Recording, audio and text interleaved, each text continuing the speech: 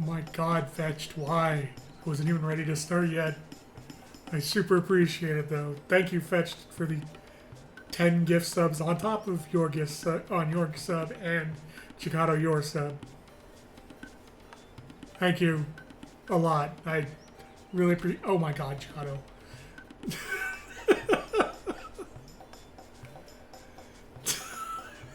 Thank you, Chicado, for the 10 as well. I don't think I have that many people who watch me normally. God damn. Oh no. Thank you. Thank you. I really appreciate it. Jesus. God, now I need to get emotes done. I need to find an artist who's actually available to do emotes. I should just ask Nox. See if he's available. Or Porp. Though I don't know if you have times that you work normally.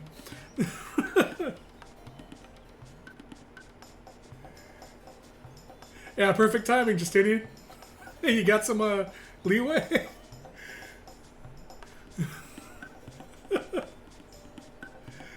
By the way, my portrait that's in the lower window right below chat is actually done by Knots, so... Yeah.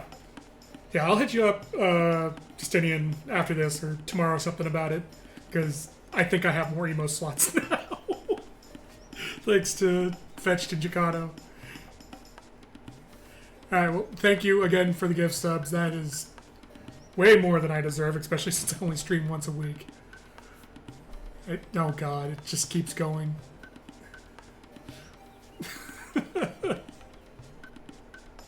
Alright, well, guess we're starting now.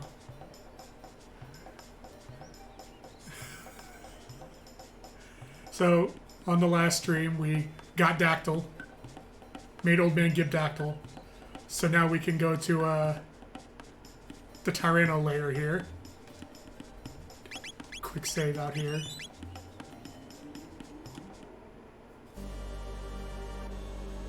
Oh man, the music is like overpowering the sub sounds, which kind of makes sense since I think this will work. Oh yeah, let me know if the sound balance is right. I actually, starting with this stream, switched back to OBS Studio off of Slobs because of the Slobs being a piece of shit company. So I'm back on original OBS. Alright, cool.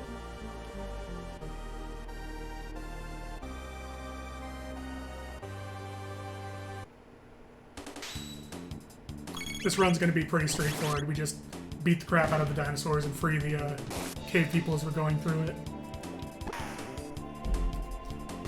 In fact, I should be running from these battles. I don't need the XP from this. I believe our next ending is after doing the Black Tyranno boss fight and getting thrown into 1408 BC. I think it's 1400. Might be 1200. 12,000, I mean.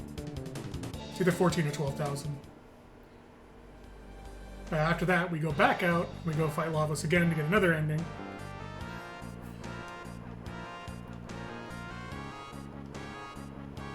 And then from there, I think there's 3 more endings, and then we go fight Dream Devourer for the DS/PC/ yeah, it's just DS and PC exclusive boss. Kino's trapped in jail. Isla says she'll free him. Doing the standard Isla approach of brute force.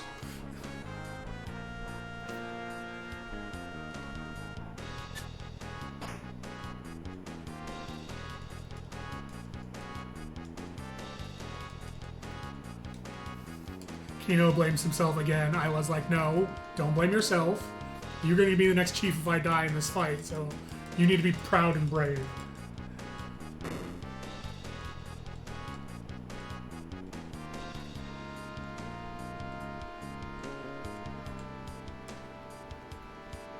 And Kino walks off to show us the switch that'll get us to the other half of the Black Tyranno layer. And by this point, if you haven't freed the cavemen, he will actually run up to the button and free them himself, which is a nice little touch in the... there we go. It tells us that we're strong, we need to take care of Isla. I think this is the way out. So if you don't hit that button, you're forced to do that fight. But if you hit that button, it just drops them down. Oh, nope, it's the other way. However, any of the monsters you dropped from the upper floor, you have to fight down here if you fall down because you dropped them down into here.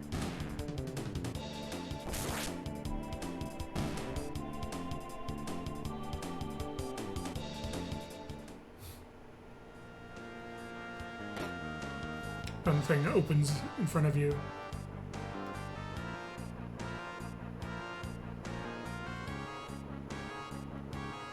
These are contact fights. If you don't actually contact any of the enemy, run into any of the enemies, you don't have to fight them.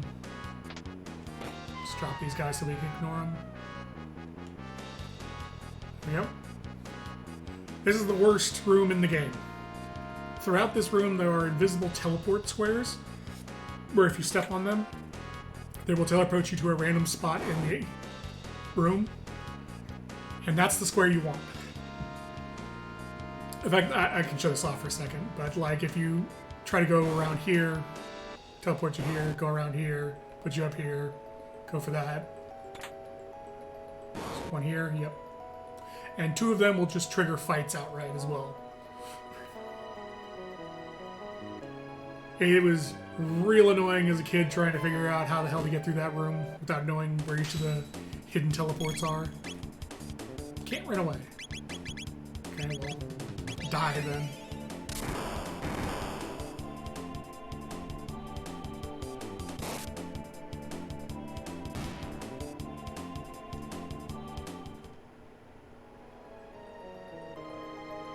We're actually getting really close to the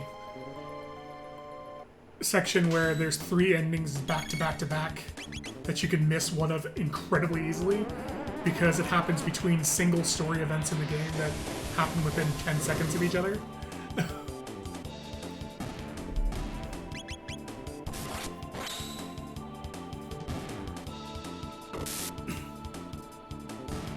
Oh man. Isla critting is going to be great when we switch to the PC version, because on the PC version I have level 99 on everyone. And Isla, since she can't equip... Can't run away, of course. Since Isla can't equip weapons, her fist weapon actually levels up as she levels up at level 30, 65, 90, and 99. And it gets stronger. And her best fist is the bronze fist at 99. It has 0 attack power, but if she crits, she does quad 9. And so you, in the PC version, there's an accessory that increases your crit rate, similar to what the hero badge does for Glenn, wielding the Masamune. And so you throw the crit badge on Isla and just quad 9 everything that gets in your way.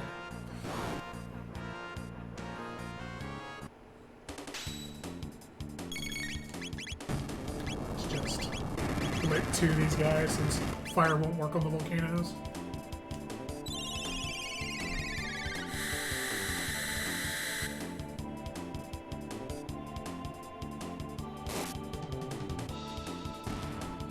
Oh, I forgot how weak Chrono is comparatively. I should just rely on Luminaire.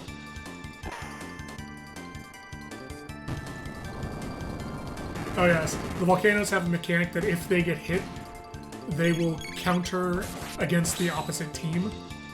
So what the purple-headed reptiles do is they'll run up and kick the volcanoes, which makes them attack us. But if we hit the volcanoes and don't kill them, they blow up and hit their own team.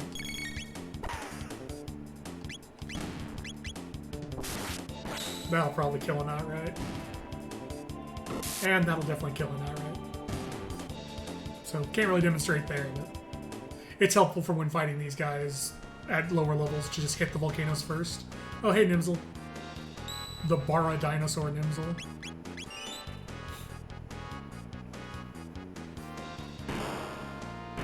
So his dialogue changes depending on if you talk to him first or if you just try to pass him and go up the stairs.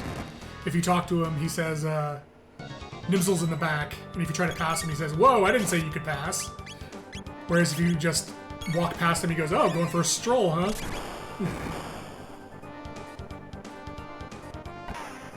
Standard dinosaur boss, you have to hit him with lightning to lower his defense to 0, and then after a few hits, it'll go back up to normal.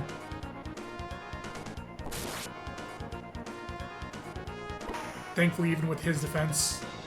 Oh, Isla, why? Or not Isla, Luca. I think it's the lowest she could have possibly rolled with the Wonder Shot. Lightning again. But Isla and Luca can get their hits in. So unlike Nimzel 1... Yeah, exactly, it was the Blunder Shot. This guy will release his electric energy after a couple of turns, which does a decent amount of damage if you're at level. But... I don't look like Nimzel when I grow up. Well, you can do anything if you believe, Fuggins. And thank you for the bit, by the way, I appreciate it. We could just slap like a long, full beard on Nimzel. Just looks just like you, Fuggins. I'm so jealous of your beard.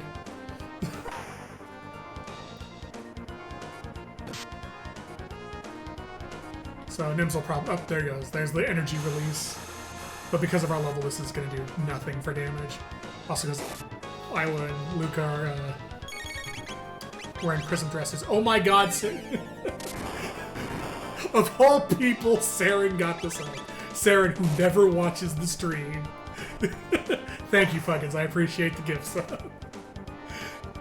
We have a running joke that Saren never watches any of our streams. Mostly because he doesn't. But we just like giving him shit about it, me fetched. So him getting the sub is amazing.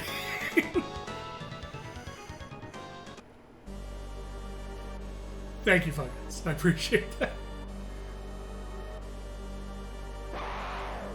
Maybe if I only have Luca attack the volcano, he'll live through it. Oh yeah, the volcano's default attack is just to hit someone in your party with, nope, never mind. Luca rolled high. Guess we just won't see the volcano mechanic.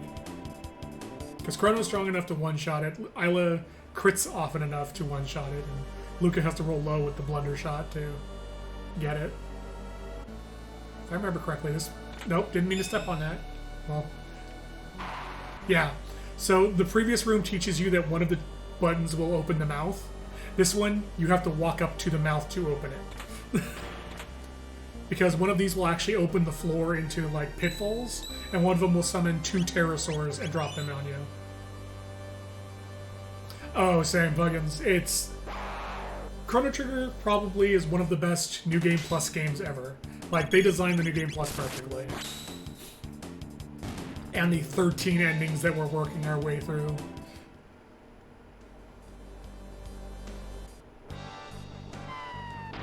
I believe this is a series of 3 fights. It's a pterosaur, then 2 pterosaurs, then lightning, and Isla should finish him off. Yep, good old crit and Isla. That's super true, Justinian. Yeah. This kind of this was the mainline game that kind of created the New Game Plus phenomenon. Square was fucking industry leaders for new mechanics like that, because it was also in Final Fantasy... Wait, did 6 have a New Game Plus? No, I don't think it did. Never mind. Oh, here we go. I'm trying to think. I know other Square games had it. I don't think any of the Final Fantasies did.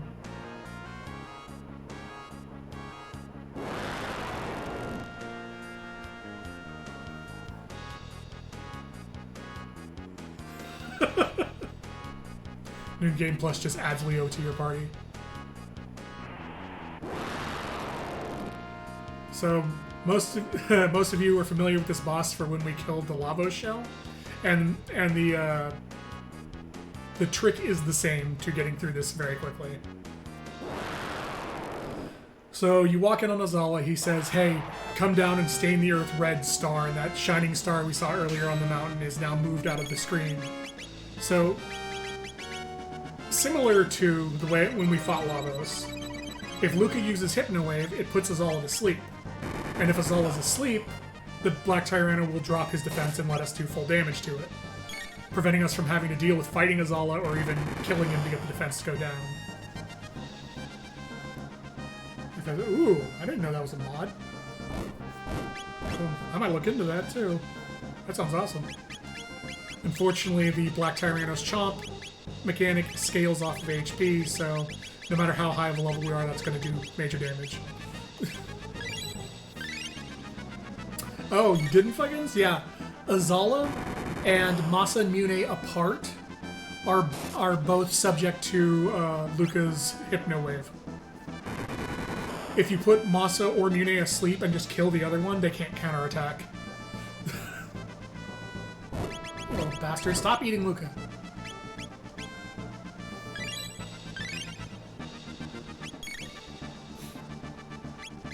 There we go. He removed his defense.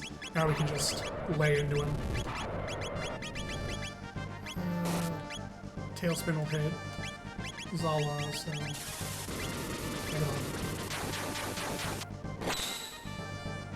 The trick also works for the blue and red beast in 14,000 BC with the Stone Imp, but it's less useful there because it's easier to just kill one of them outright.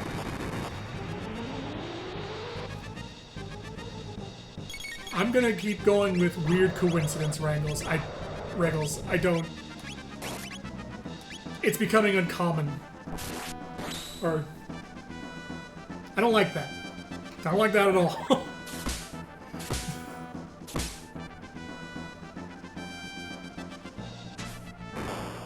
I was gonna say Nintendo had it. You know, Kirby exists on Nintendo. Clearly Nintendo has a thing for Vor. And we're done.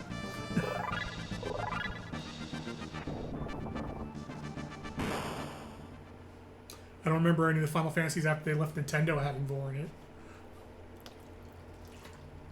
Fact, case in point, the last Final Fantasy on a Nintendo system, Final Fantasy VI, has the Zone Eater, which Vores you to get Go-Go. Does not? Oh god, 8 and 9 have Devour as a blue mage ability. I forgot about that.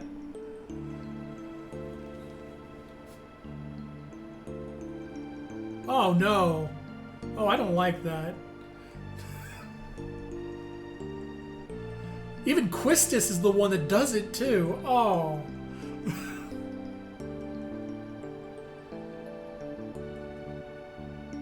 Yeah, Quinoa and Quistis. Well, I think you should feel bad for having 9 as your favorite, in my opinion.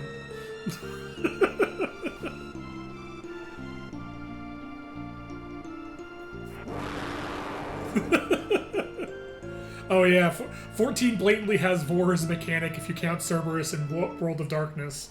You literally have to get Vor to do a mechanic. So, story here is we beat Azala. Azala's like, yeah, well, I win anyway because I'm dropping a fucking meteor on this planet, so I win. And then Isla, being the best, comes out. She's like, hey, come on, come with us. We're going to save you. And he's like, no, the apes have won. Our time is over. I'm accepting my defeat with grace. Goodbye.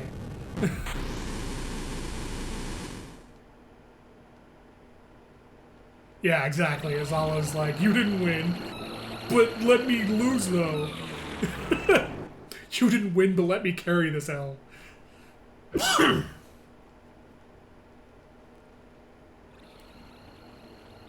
Also, for those of you who've been here for the endings, you probably recognize that scream, as that's Lavos' scream. We'll build a city in a split dimension or something. Oh, that's right! The Lost Dimensions use reptites as the residents. I forgot about that. And we'll just go exist out of time.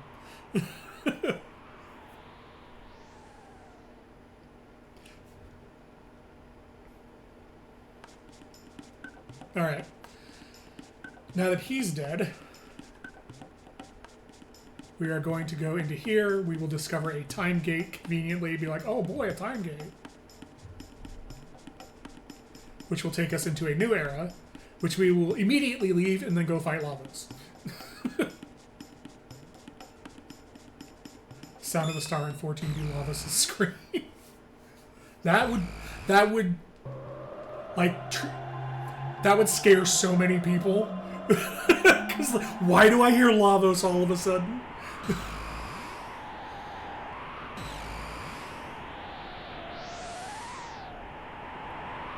So this, that little dialogue is them realizing the gates aren't completely random. They're apparently related to Lavos landing on the planet. So like, wait a minute. What if Lavos is creating these gates?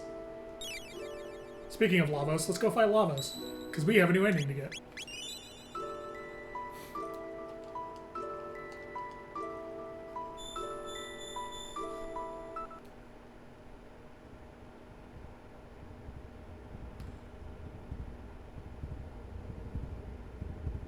So this is actually one of the good endings, or I guess not, good is not the proper term. This is one of the endings they put actual, like, effort into. It has, like, a whole story to it and stuff, rather than just a slideshow or whatever. It's actually one of the better endings, too. And this fight should be a complete joke now that I have Isla and Luca with me.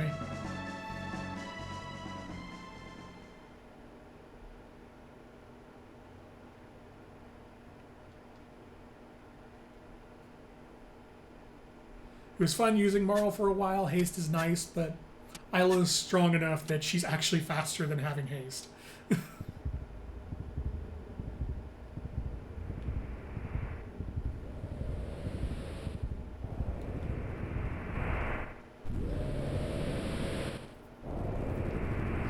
How many times I gotta teach you this lesson, you overgrown parasite? There he is, in complete cell again.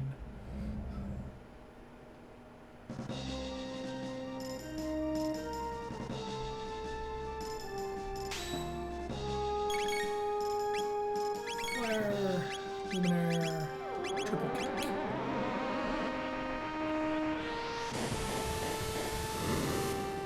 An unused Frieza form. Yeah, he could totally be a Frieza form too. Oh no, nipple lasers.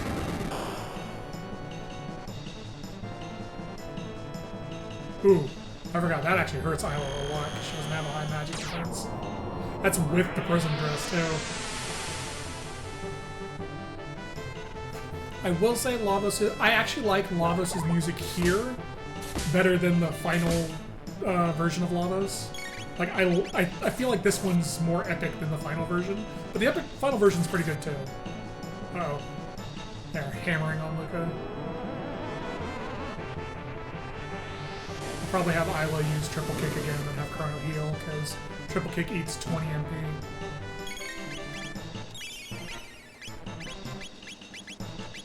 Item. Megalith.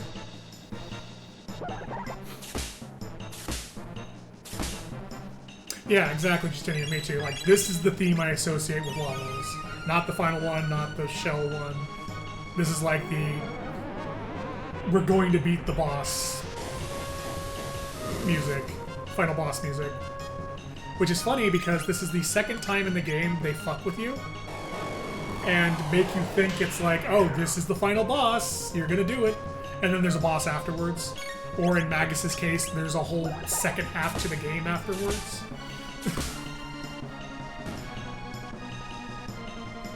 For hitting on Bugman, so I'm gonna give you some lips. So. Yeah. Yeah. Oh yeah. It's like it's kind of like, for different reasons obviously, how Asgore's music has Toriel's music mixed into it.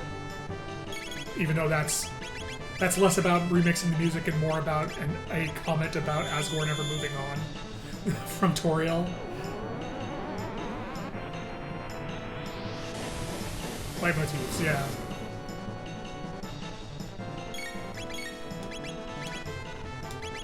But I will forever love this game for many, many reasons. But one of them being the way they set up Magus as the final boss, and games at the time roughly having that much gameplay. Like, oh yeah, no. By the time you get to Magus, you feel like, yeah, this is the end of the game. This has been a decently sized game. And then you beat Magus, it's like, nope, you're not done. You still got a second half to do. And you're like, what? Like, I absolutely love games that do that, like, false build-up to the epic battle, and then it's just like, nah, you're not done. Dragon Quest XI does it really well, too, with the tree. Where it's just like, oh, yep, final boss, do it, oh, here's the ultimate sword, haha, gotcha, bitch, you still got another half of the game to go.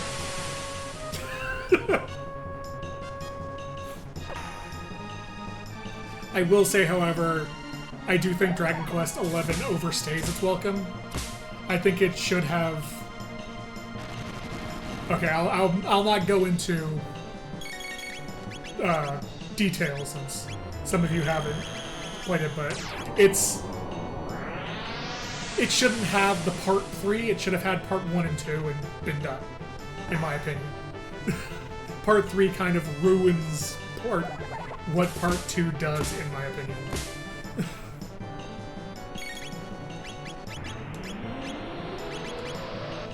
We're gonna have the Mega Elixir after this.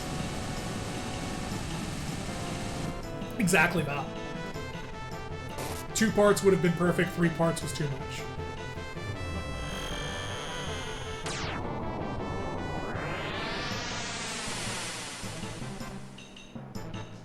Third game in the trilogy set ruined it. Oh. I've only played the original Dragon Quest 7, 8, and 11.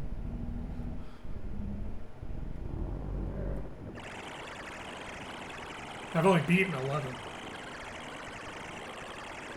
Yeah, hearing Dragon Quest 6 wasn't great and 9 wasn't great was why I only played 7 and 8. And then 10 I was like, I don't really care about the Dragon Quest series. Then I saw 11 and I was like, you know what, I'll try that. And 11 was great for the most part.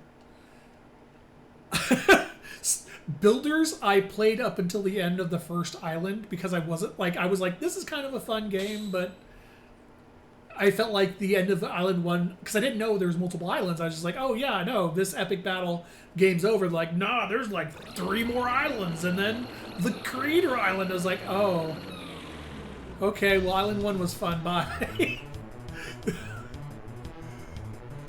Because I'm not a huge builder kind of person. Like, I've never gotten into Minecraft or anything. I had fun with builders up to a point, but kind of got tired of it. Like, I was ready for it to be done at the end of Island 1.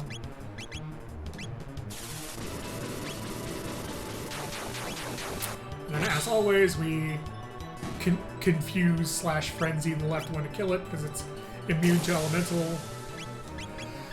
We heal Isla because, holy shit, Lavos apparently just loves going for the person on the right with his lightning. I don't think Isla's ground hopping, it's more like reverse twerking. You know, I'm willing to accept that. Okay. Core defense off. We just start hammering with all our strongest stuff.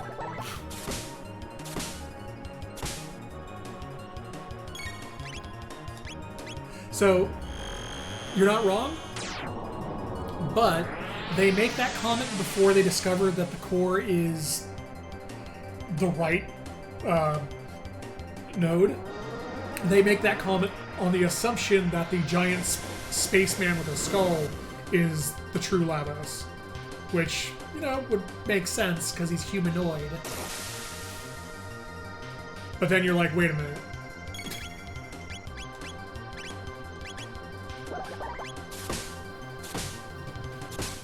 Really, what this means is jellyfish are the true final form of life. Yeah, I can't use group attacks anymore, or else I'll kill the center bit early. He's actually unused cell. Oh, that's interesting, actually. If he's, like, actually a design of cell that didn't get used. Yeah, now we just concentrate on single target until the right bit revives the left bit, and then we just destroy both at the same time. So we can just ease our way through the rest of the battle.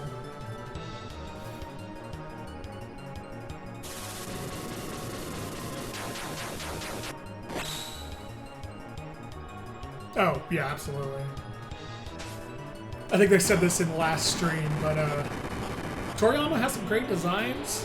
Or no, sorry. Toriyama has one great design that he just kind of modifies. Like, Toriyama's design is cool, but it is very one note a lot of the time. Now we can just kill everything.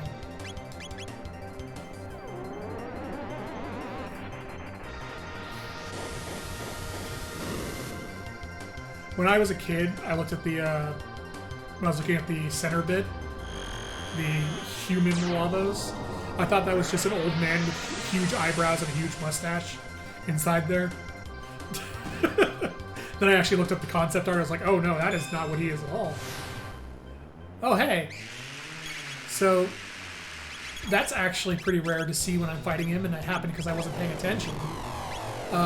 If you ever attack the bits with the center bit missing, they counterattack like that. They do X strike.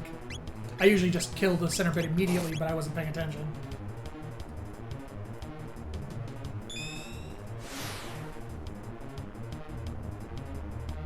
Well, that's not good. What's that? Nope, that's not good. Ooh! Okay, he survived. Okay, now we just go all out and kill the thing.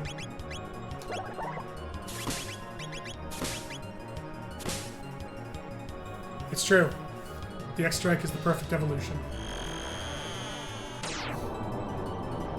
I know that none of this is going to kill the left bit, but at this point we should be able to kill the right bit before the center bit gets revived, so shouldn't be a big issue.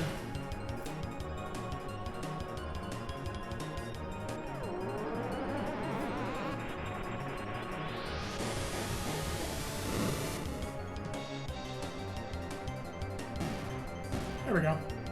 You know, if you think about it, it says Lavos has been absorbing data from all of humanity. It's possible the bits learned how to do that by absorbing data from Chrono and Frog doing it. Which actually would have been a cool concept if, like, Lavos started busting out different attacks from different characters. He doesn't, short of using Magus's Dreamless ability, but which is effectively looks like Magus's Shadow Black Hole, not Black Hole, Shadow Gear? Something like that.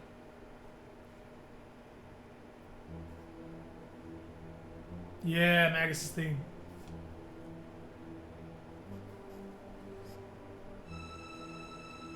I mean, Triple Raid only consists of Robo tackling forward, so it's not too much of a stretch that he could Triple Raid.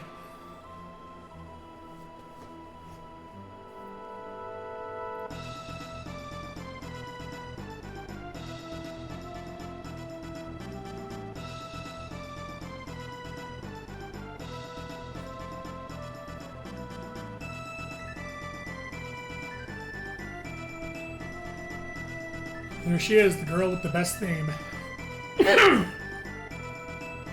Shala's theme is by far, down and away, my favorite song in this game. Like, it's completely separate from my second favorite song. Like, how much I love it. It is the perfect leitmotif song. And you'll actually get to hear it right before we get the next ending. There's Toma. Toma's great as a character because he's completely missable throughout the game.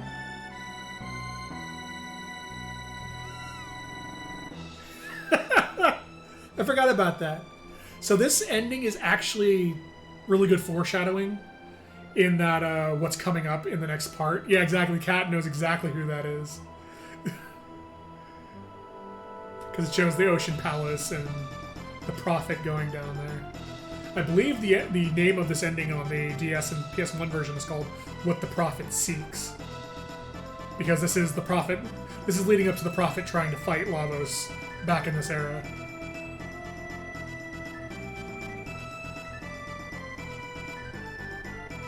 Isla out drinking the... Oh no, she's drunk.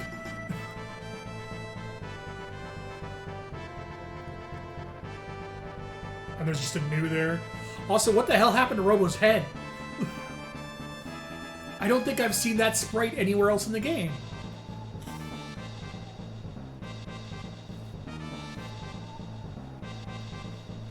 Oh, Magus going down the Ocean Palace. Too Far Away Times is really good too. That's in my top 3. I think for me it's Shala's theme, Magus's theme, and then Too Far Away Times. And then At the Bottom of the Night, which is the sad theme, and... Oh god. Lucas Set the House on Fire. At the Bottom of the Night, which is the sad theme, and then... Probably Frog's theme after that. I had to do like a top 5. Okay, you literally threw off the cape to go down the fucking elevator, then you put it back on?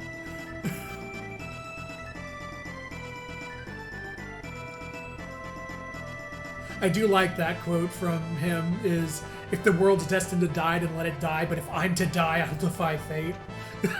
Like, the world can die, but I refuse.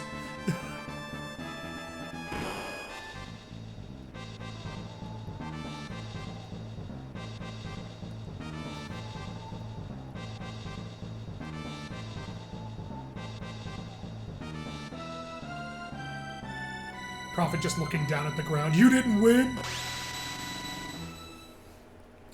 And that sound is an allusion to a very unfortunate event that's about to happen. Oh hey, Marl's theme. I don't know why Marl's theme plays and not Shala's for this ending, but Shala's would have been a way better fit, given what happens. Alright. Let's hit the old reset button. I did Dragon Ball the game, and Chrono Trigger was the show. Oh, don't toy with my heart like that. This one? No. Ah, it was one off. So, the next ending we're going to get is the ending that has a single story, like a 10-second window to get. If you're playing the game normally. So we've been done. We came back to where we were. We went through the portal in 65 million BC to 12,000 BC. Oh no, I forgot about the Halls of Zeal in my list. This would be number 3. Too Far Away Times is 4, and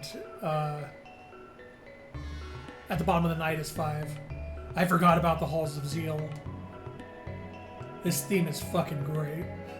Like, everything about Zeal is amazing. Like, I love the architectural design, the tile set they use for this.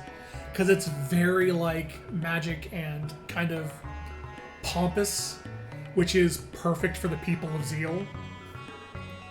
Also, if there's 3 books in the 2 locations, Azura and I forget the name of the other place. And you open these in the order of water, wind, and fire. Because water, oh yeah, Janice's theme, or scene. So this little kid named Janice runs up to you and goes, hey, one of you's gonna die real soon. Everyone's like, what the fuck, man?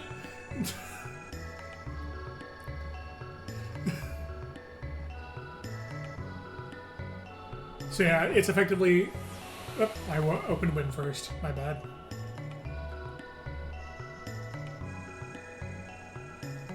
So yeah, you open because it's water summons the wind that feeds the fire is the hint. So it's water, wind, and then if you open fire last, you open a little side area. There's 2 side areas total. One gives you the black rock, which is a triple tech thing required for Magus, Robo, and Luca, I think, to do Omega Flare.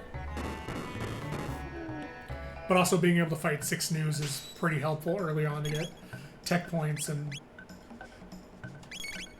experience. Also, Flare alone will probably get them.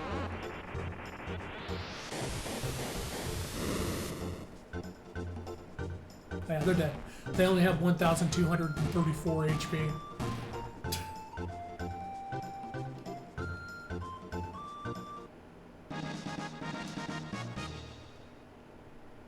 And then he fades from existence forever.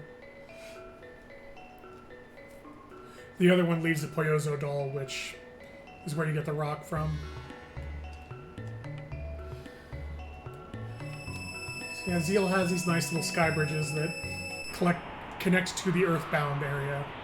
And what you eventually learn talking to the people are there's a group of disheveled people down here who have a village, and there's a caste system. And the caste system is, can you use magic? Well, welcome to Zeal. Can you not use magic? Get out of our city, you plebeians. Go live in the snow. And that's the cast system.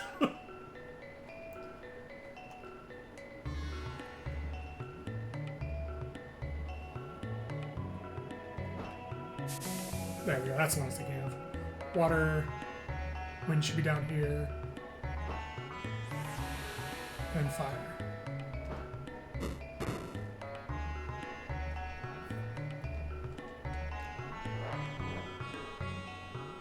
I like how it uses Ozzy's laugh when you find it. You get the black rock. So there's a very important thing with this new. After you talk to him, he notices Marl's pendant when you leave, and he asks if it belongs to the queen. Oh, does he not ask unless Marl's on the team? Well, let me switch out to Marl. It might be after you've seen the event with the queen that this will happen, but...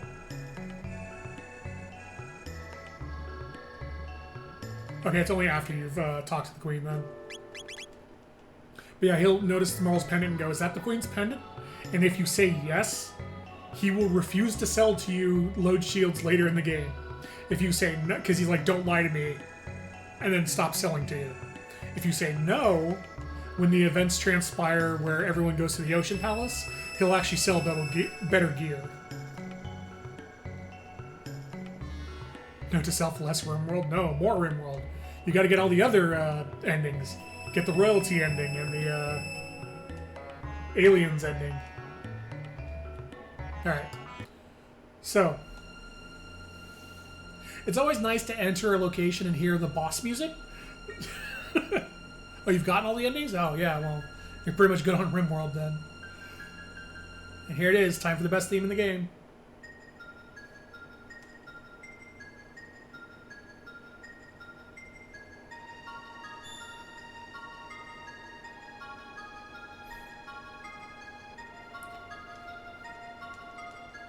I want to say, similar to Lavos' final music when you're fighting the bits and the core, I love how the music here runs between left and right speaker. Because at the beginning it just kind of slowly fades from left to right and back again.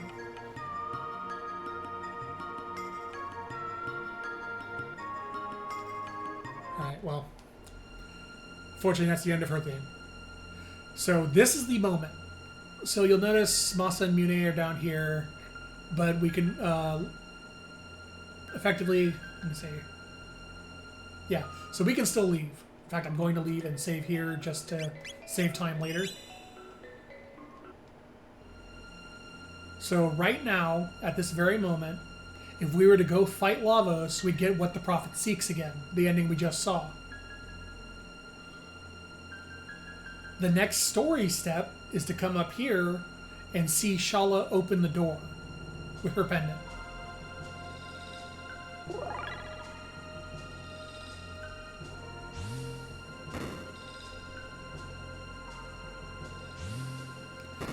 Now, if I approach that door and put the pendant out, which is the next story step, I get locked out of the ending I'm currently on. Right now, we're on a different ending from What the Prophet Seeks, and if I approach that door, the new ending is locked out. Because if you approach the door now and try to use the pendant to open it, the pendant doesn't work because the pendant's not powered up by the Mammon machine yet. And if you try to use the pendant and then leave, there's a noose standing here that blocks you from leaving, forcing you to do the next part of the story, which then skips the ending. So to get the ending, you have to watch Shala open the door and then leave and go fight Magus. Or fight Lavos.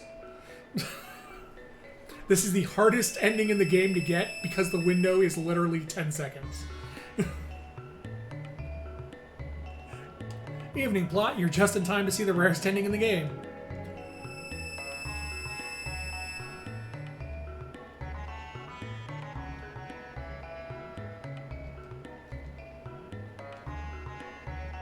And it's kind of hilarious because I'm pretty sure the reason they made this ending so rare is it's also the only place in the whole game where Chrono has a spoken line of dialogue. Is this one ending. Which is funny because they actually do that in a later Square game too. My personal favorite game and favorite Square game, Legend of Mana. He does say Bazinga. He was ahead of his time.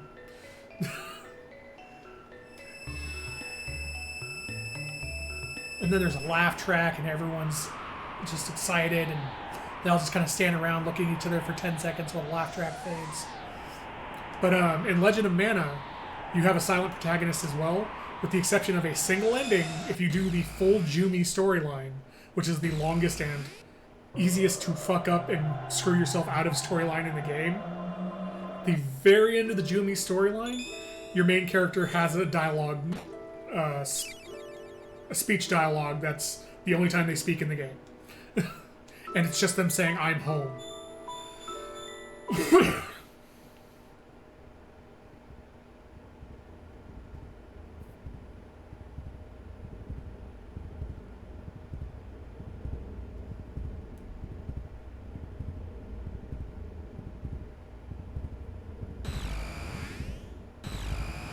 Bazinga flare.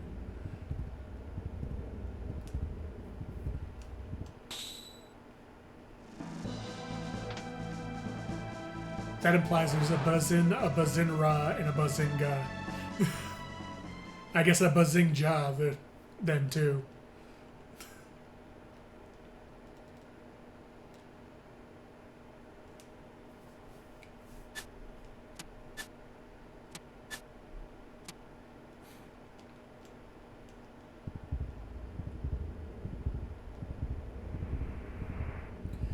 Yeah, because contrary to popular belief, even though the Dream Team ending can only be gotten two ways, beating superpowered Lavos, or beating Lavos with only Chrono and Marl at the beginning of the game, because of the window to get this ending, this is actually the ending most people have never seen.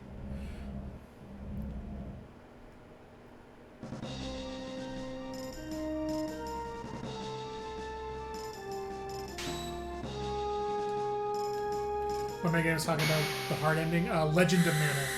Legend of Mana it's structured to have 3 storylines that have story endings to them. And one of the storylines is the one, if you're just playing the game without knowing anything about it, you'll natural into, which is the Dragon storyline. Because it only has 4 major events and you cannot get locked out of it. The Fairy storyline, which is slightly long, about twice as long as the Dragon storyline because it has 7 events. You can get locked out of if you miss a certain event in the jungle, which is where fairies roam. And then the Jumi storyline, you can get screwed out of very easily if you miss the event at the Tower of Lirez to take Pearl to learn about Black Pearl. If you miss that event, you cannot do the rest of the Jumi storyline.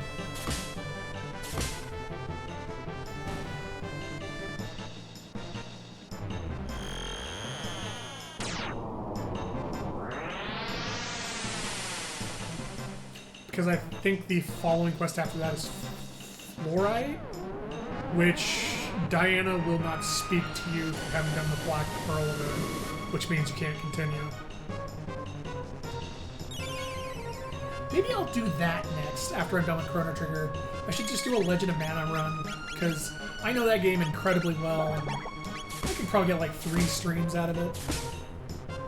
I can do like a full 67 quest run too, because I'll use a guide, because as much as I love that game and I've played it 20 times, there is a certain order you have to do the quests in and certain placement for the AFs in order to get the whole 67 events in one run. What's special about this Lavos ending compared to the rest? So what's special about this ending, aside from its incredibly small window to get, is it has Chrono's only speaking line in it, and you guys will see the ending. The ending is, I talked about this in the last stream, the ending is just Luca and Marl looking at various male NPCs throughout the game and rating them on how cute they are, or how much they'd want to marry them or sleep with them. It's literally them just girl talking about male NPCs, and then Chrono just comes in like, "What the hell are you two up to?"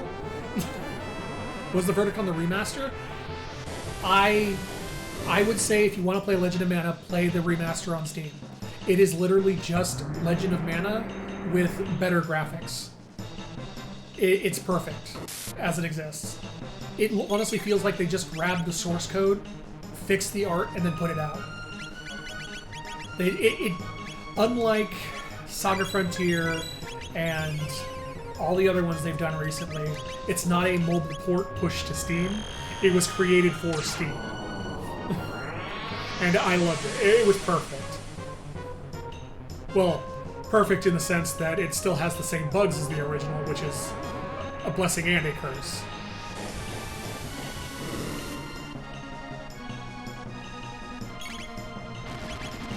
It is, for all intents and purposes, the prettier PS1 version.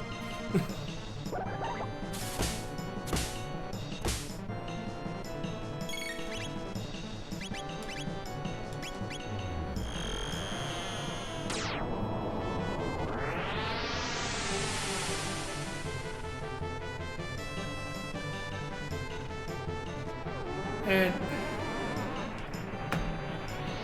I loved Squaresoft as a kid, and Square Enix has been kind of hit and miss for me growing up. I really hate this era we're in of them making games for mobile and then porting the mobile versions to other stuff. Especially with the remakes of the old games. Like, the remaster of 10 is exactly what I want from a remaster.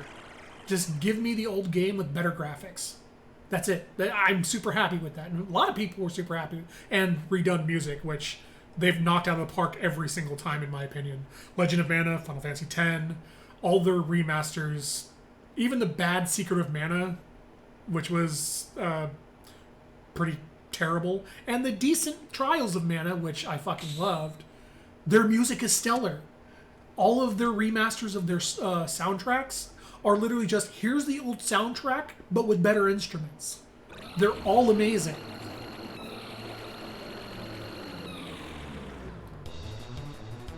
The Legend of Mana remaster soundtrack, some of the songs made me cry because I was listening to them and I was like, God, they sound so beautiful. This is exactly what I wanted out of this.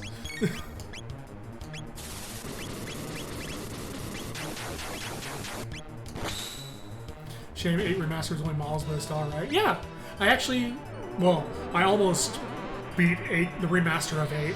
I actually stopped because I was manipulating the card rules throughout the game, and I fucked up at the end and ended up getting unable to banish wall. And I was like, well, I just spent 40 hours manipulating these rules and blocked myself into a corner. Guess I'll just stop playing now.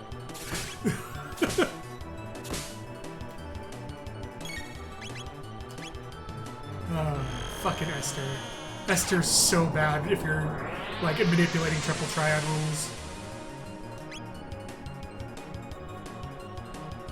Oh yeah, the speed up stuff was absolutely great. The speed up stuff being in their new remasters is exactly what those games need. Because there is a lot of grinding you really don't want to just sit around and have to do. And so being able to speed through it's real nice. Oh no, he's singing. No, I'd be good time for Megalux here. Oh, please don't kill him, Isla.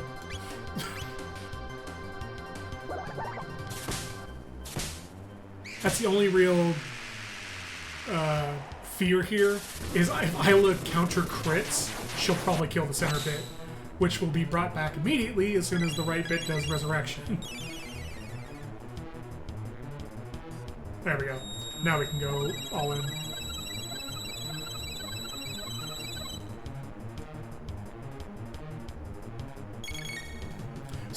So fun fact about the Time Warp. If you're watching, whenever Lavos does Time Warp, Chrono loses 1 HP. That is because the way they had to code the Time Warp was to treat it as an attack. But the attack had to do damage to somebody, like to perform the attack, it had to damage somebody. So they had it be an attack that always targets Chrono and only does 1 damage. So every time he Time Warps, you'll see Chrono's HP go down by 1.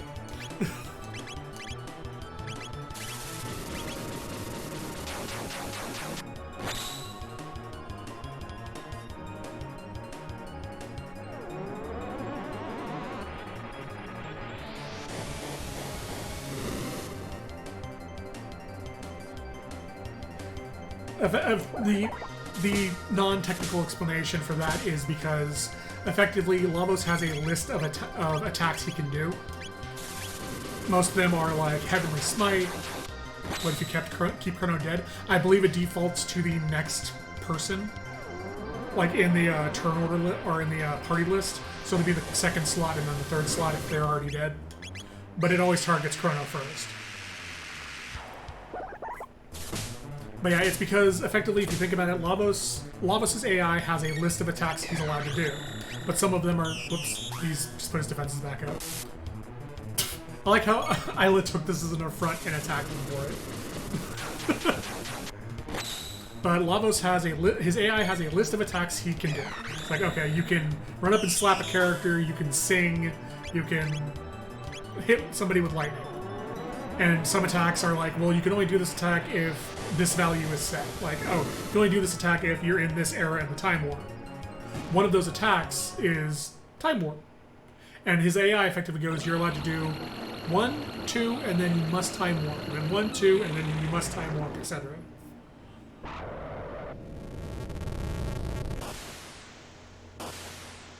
Alright, enjoy the rarest ending in the game.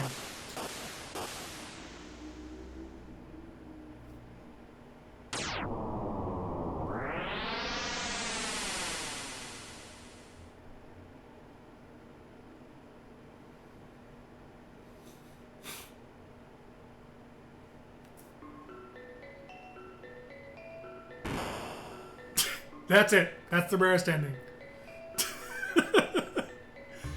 What? This is ending already? That's what that word usually means. Things are just starting to get interesting. Oh, come on, folks. Let's do the ending thing. Roll the credits! But first, let's remember all the fun things we did. Okay, let the ultimate slideshow begin. First, let's see a close-up of Lean Square. There's the Steel Runner. Never just stood by anyone and want to run for 3 hours at a stretch. Forget that, can you imagine what the inside of that armor must smell like? What a lovely thought, Luca. Let's go on with the show, okay? Next is visit Guardia Castle, your home. Goodness, very nice scenery. Oh my god. But of course, my dear. I guess you never took a shot at him, right? Say, didn't he just wink at you? Relax, Marl. Hey, it's Pierre! Wouldn't want anything to do with someone like him, too shifty. He should be put on trial. Come on, Luca, live it up a little. Let your hair down. Get crazy. Oh, God. Yeah, thanks, princess. I'll take that under advisement. There's the seed. Hope it grows. There's Johnny, Mr. Speed himself. Someone ought to tell him to take a permanent pit stop. Look at that hair. Hey, check it out. He's really a tricycle. Passing. Try again when you learn to ride. Oh my god. There's that stuffed shirt Cyrus. He is pretty handsome, though. But where does he buy his clothes? Hey, did you hear? He plucks his eyebrows. You've got to be joking, but he's still a hunk. I got Luca's doing her prayer stance for that. Night, Toma. Now he's definitely my type. Oh, he's just a flake. Probably has a dozen girlfriends. Actually, I see him more as an intellectual. Toma's a pretty great character, honestly. What about him, that Kino guy? Yeah, why isn't Isla here for this? Total Neanderthal. Throw him a bone. But he's honest. That's kind of attractive. He walks like a duck. Well, he'll never hurt anyone. Ancest. Oh, I hate that term, and I've never heard it before. He's really very gentle, isn't he? What, Dux's Marl scene? So I know what she's actually referring to because it's a problem that I have. It's called duckfoot. It's effectively when you're growing up, if your hips get displaced slightly, like sitting with your legs crossed as a kid is actually really fucking bad for you because it causes your hips to displace outward. And what ends up happening is when you walk, instead of your feet pointing straight forward, they point outward, like at 45-degree angles, like a duck's do. And so they call that duck walking, when you're walking and your feet point outward rather than straight forward. I have that problem because I sat cross-legged a lot as a kid, and I've been trying. I've taken years to try to correct it because my hips are splayed outward because of it. There it is. What are you two doing? I thought you said something about a nice little slideshow. Chrono's only line in the game. Actually, I think he has a second one, but he only speaks in this ending. I do hate it. Thank you, Val. Chrono! So we got a little carried away. Where do you want to go next? Someplace fun. How about into the now? Now is in the present. Okay, back to the present. And that's it. That's Chrono's only lines in the game. So I guess we don't need Gate Key anymore, right? Hey, wait a second! And that's the ending.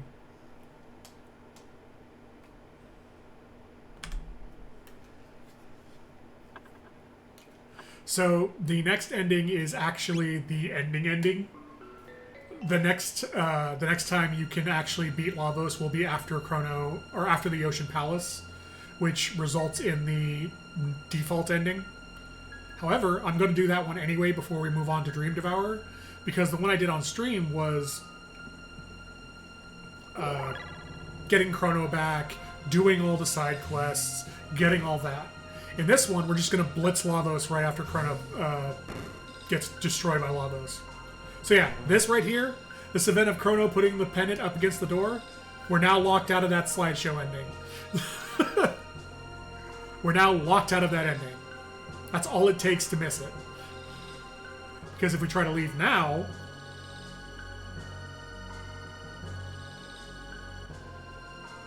Oh, okay, sorry, I was wrong. There is one more event we have to do. Move the new... Actually, no, I do think that changes the ending. You come in here, you expect the Mammon Machine. When I was a kid, because of my slight dyslexia, I always thought this was called the Mammoth Machine, not the Mammon Machine. Two very different things. One is a prehistoric giant elephant, one is Satan. So yeah, as soon as you power up the pendant here, you are no longer allowed to leave. And that means you can no longer get the other endings, because if you come down here, you're not blocked. No one may enter while the Queen is away at the Ocean Palace. So yeah, the reason they block you isn't just because, haha, fuck your ending. It's because now that the pendant is powered up, if we were allowed to leave, we could go back and get a bunch of busted-ass gear because we have the powered-up pendant that allows us to not only open the Zeal doors, but open the Zeal chests as well. They kind of force lock you in here to make sure you can't go back and get the super gear.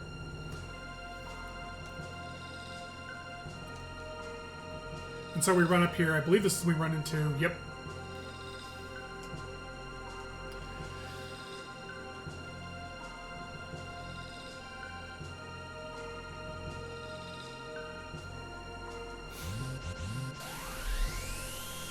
Are forced to fight Golem. So, Golem's going to be a joke, but there is something very important to remember about the Golem fight if you're doing this in a casual run. Always have Luca, and always make sure you end whatever you're doing with fire. Because Golem copies the last thing he was hit with, and if he copies anything but fire, you're going to have a bad time. Physical is the worst. Him copying physical and using that on his turn will one-shot most characters on a casual run, because his physical attack does around 600 damage. But if he copies fire, fire is his weakest attack and only single targets. And only does, like, even without my massive levels, that attack does like 50 damage. It's an absolute joke. So what you want to do is get your attacks in and make sure Luke is the final one to attack with a fire ability. And then when he dies, he copies Dalton doing a poison burp and then disappears. His ice ability is Ice 2. It'll hit the whole group for about 300 damage. His lightning ability is Lightning 2. Hits the group for about 400 damage. I don't know what his shadow ability is, but... Oh no, it's Shadow Bomb. which hits people who are close to each other for about 400 damage. But his fire one is an absolute joke. So if you end with fire, the boss fight's a joke. So we're being imprisoned by Dalton and the Queen for rebelling because the Prophet warned the Queen that we would approach and try to cause issues.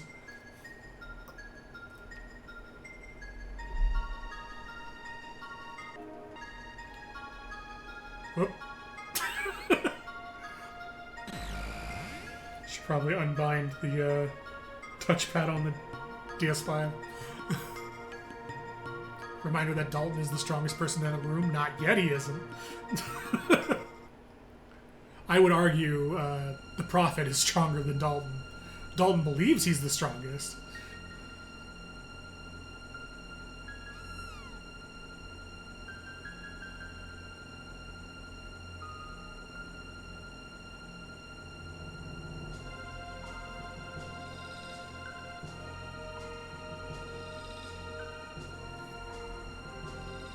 And in actuality, Shala is probably the strongest person in that room because Queen Zeal is a magician like Shala, but her power doesn't get anywhere close to Shala's. Prophet doesn't kill Marl and Chrono in the throne room. Fucking Chrono Cross. Look, I don't count Chrono Cross. No one should ever count Chrono Cross. But yeah, quite literally, the Queen's power, well, she is a powerful magician, absolutely pales in comparison to Shala and the Prophet. And the Prophet's magical ability pales in comparison to Shala. Shala is the sole reason the Mammon machine even works.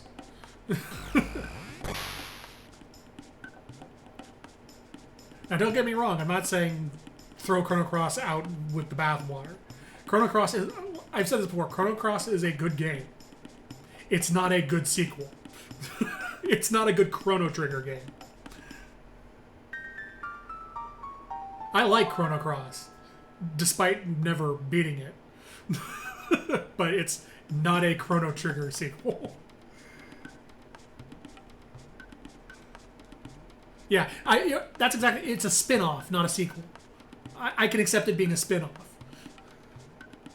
But thanks to the Dream Devourer ending, which I'm going to do at the end, they tried to kind of force it to be a sequel. So I will say a nice little touch of when you're returning from the dinosaur age in this particular time is they remove all the forced fights in this area, because normally there'd be 2 Killwallas bouncing between the walls and a couple dinosaurs. They actually remove those because at this point you're supposed to be strong enough that they don't matter. So they're like, here, just run back. We're not going to force you to do those fights. Which is a nice little touch. They're just like, nah, you don't need to fight these.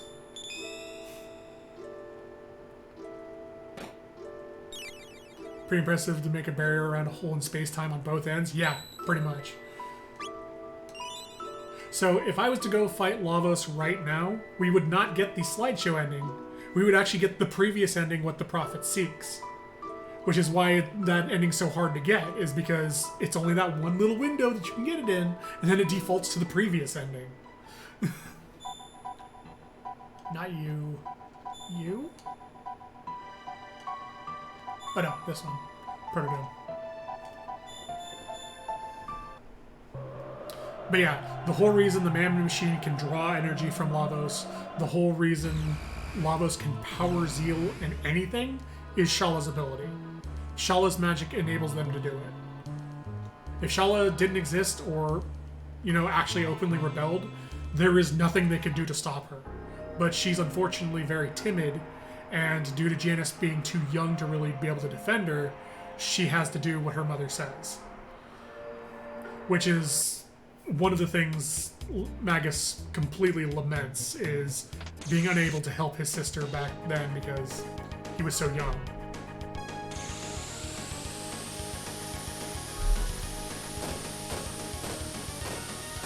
And that, as much as I hate the Dream Devourer ending for existing as the bridge between Trigger and Cross, I'm actually looking forward to doing it because I haven't done the ending since the DS. So I have, other than what the Dream Devourer looks like, I've completely forgotten everything around it.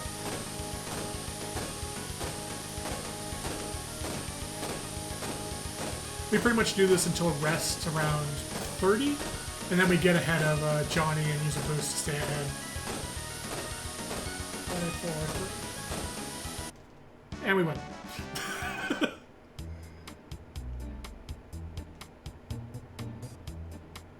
Is this the Steam copy? No, this is the original SNES copy.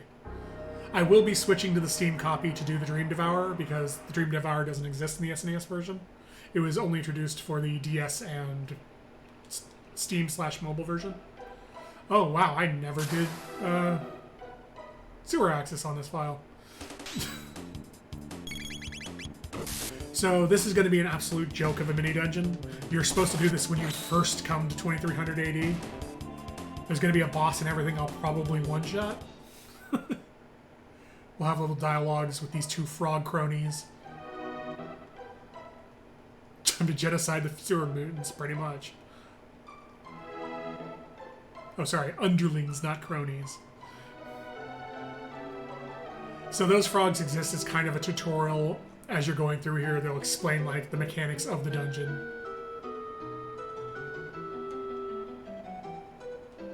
Oh, interesting. Isla actually has dialogue for this. Oh! Oh, that's hilarious!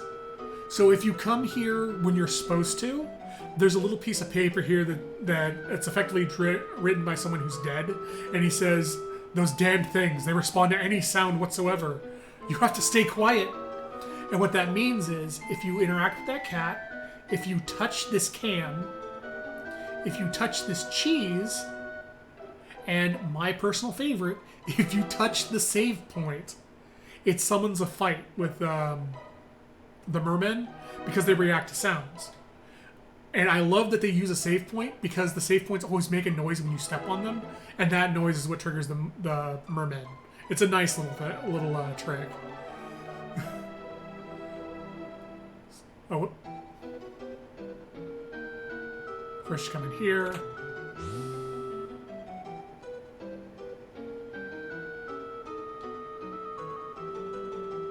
The frogs will explain that he can't hit the thing. Is this the sewer map used in Barkley Shut Up and Jam Gaiden? I believe they use the same tile set. Like, I think they pulled the Chrono Trigger sewers tile set to make that map.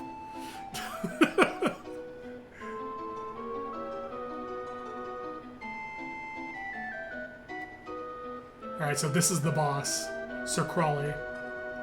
So he can actually be fairly difficult on a casual run through here if you're doing it at level, because one of his main abilities is to cut your HP in half, and then he runs up and claps you with that attack he's doing right there as an animation, and that does enough damage to usually kill you. However, Isla's going to crit him once, and he's dead. Because he only has like 400 HP.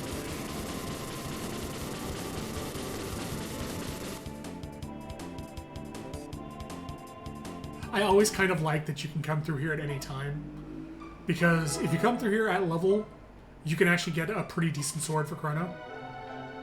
Okay, Eggders. Eggder. So that looks like they misspelled Edgar, but it's actually Eggder, because those are broken eggs with monsters inside of them. It's like saying Midna instead of Minda, because they put the D in the end and swapped places.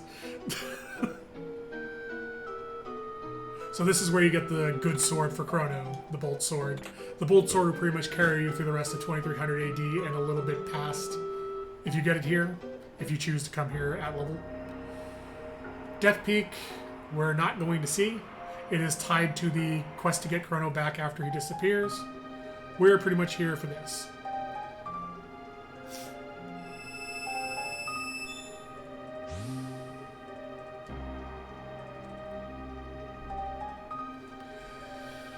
So all of these little shining things are Balthazar, the Guru of Reason's final journal.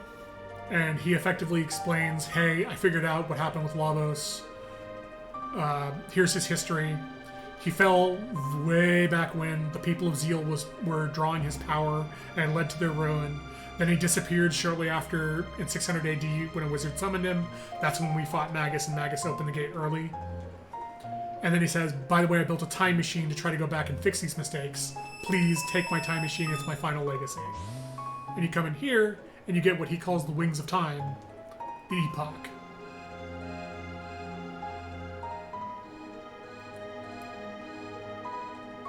Then when we try to leave, his new assistant appears with the seats to use the Epoch.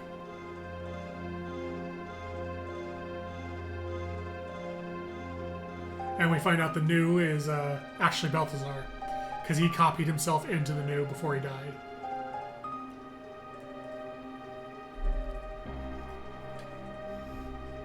Name my time machine. So Epoch is its default name. In most runs, I actually name it the XR-RX, which is a reference to if you talk to Tada, the hero, after killing Magus, he talks about wanting to be a famous, fly the famous spaceship, the XR-RX, which is why I name it that. But to a legacy of my previous run of this on stream, I'm going to rename this what we named it then.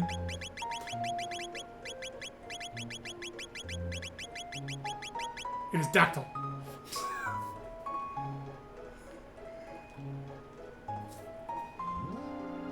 Balthazar gives Dactyl. Take off. So the time machine is how you end up getting back to the Dark Ages, even though you've been locked out of the time gate.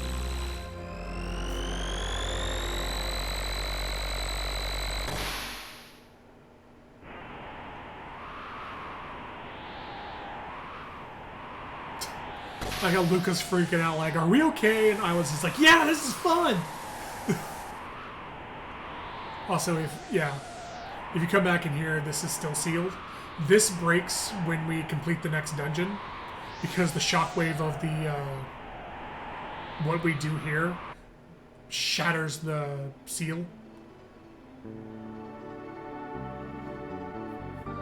So this is the Earthbound Village. This is where when you talk to people, you find out these are the people who can't do magic. And so they were exiled from Zeal for being plebes, effectively.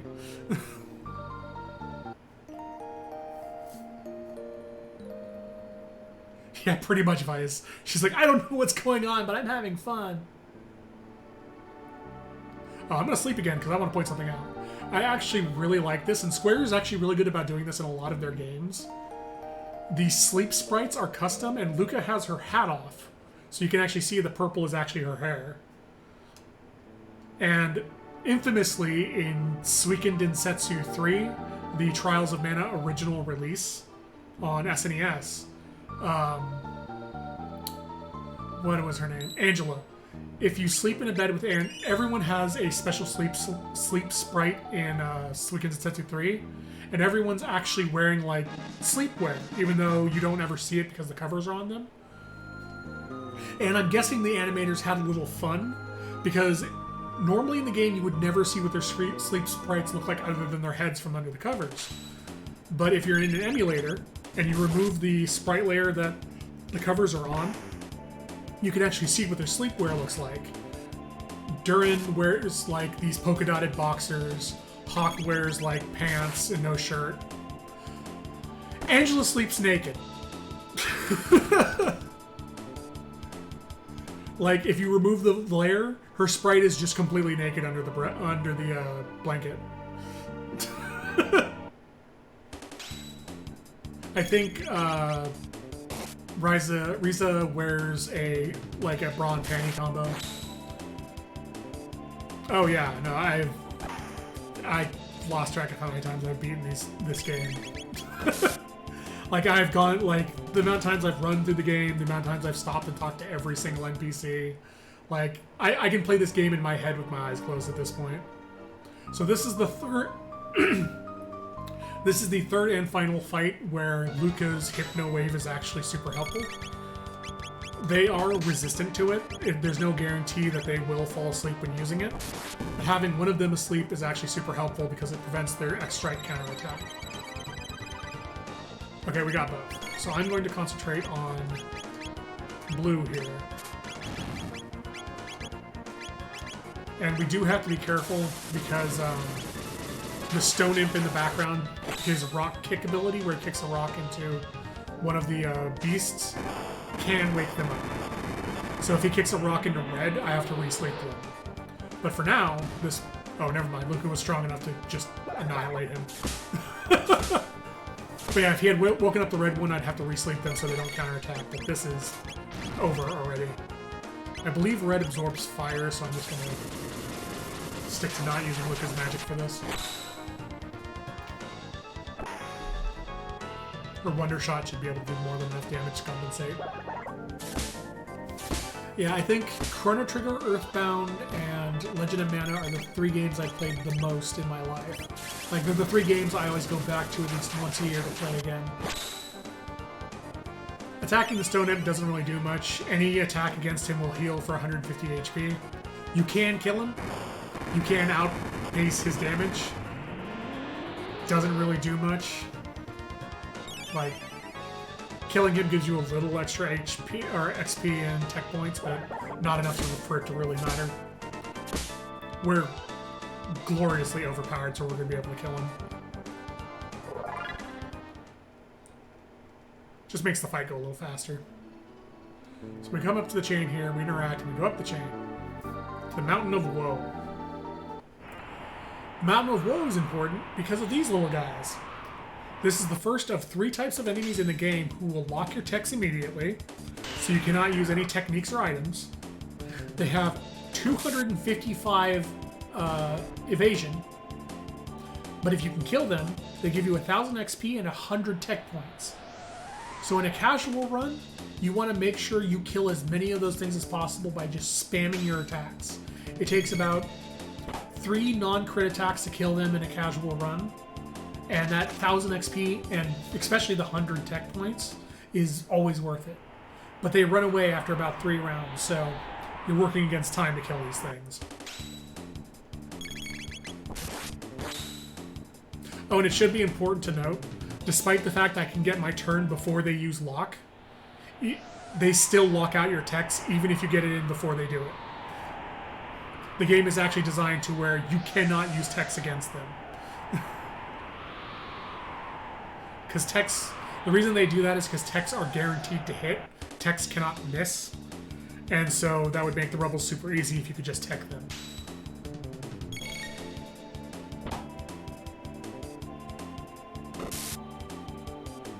That kill it? Yep, that killed it. So these Bantam Imps are interesting in that they are one of the few enemies in the game that evolve. If you do enough damage to the Bantam Imp without killing it, the imp will fall and the bird dies and drops the imp and it becomes a new stone imp enemy instead. I don't even need to fight these guys because I'm pretty high level and I have all my techs already.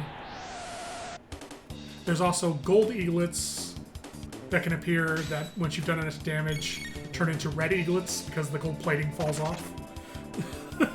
They do more damage but they lose all their defense when that happens.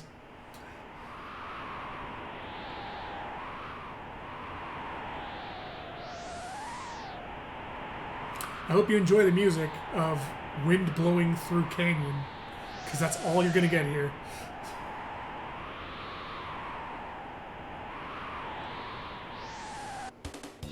So a lot of the fights in this area are hidden event trigger fights, where you step on a hidden panel and it starts the fight.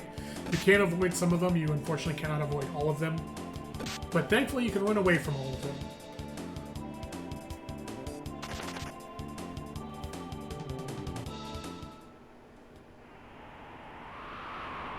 I've dodged about 3 of the fights so far.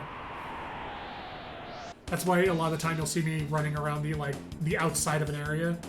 That's me trying to get around the event trigger that would start the fight. Unfortunately, I'm not familiar enough with the Mountain of Woe to know where all the event triggers are, so I will still trigger some of them even though I'm running around the outside. I do know that going towards any chest will guaranteed trigger a fight event, because all of the chests have a solid line of event triggers leading up to them. I went too high on that one. If I had gone lower, I could have actually skipped it.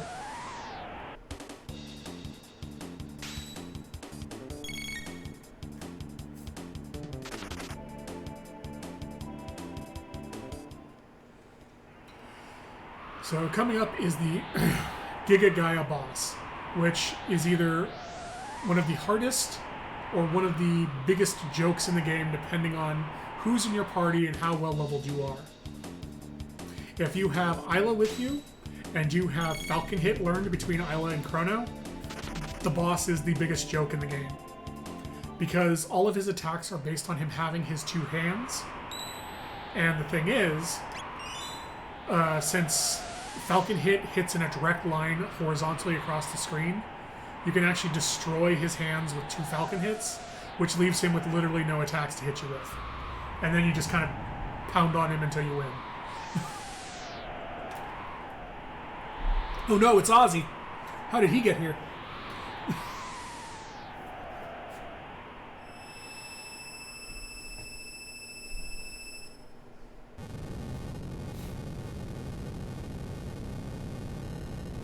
This is Giga Gaia. I actually really like his design overall. He's like a giant spiked bat armor with an exposed spine.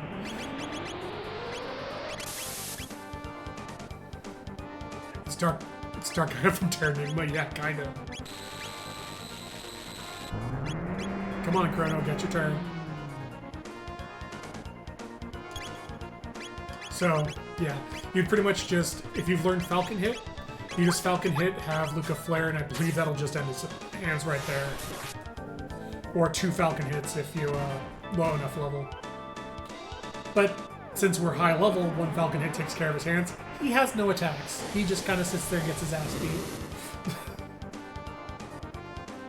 Looking shocked the whole time. Shit, he's pogging. I just realized he's making a pog face.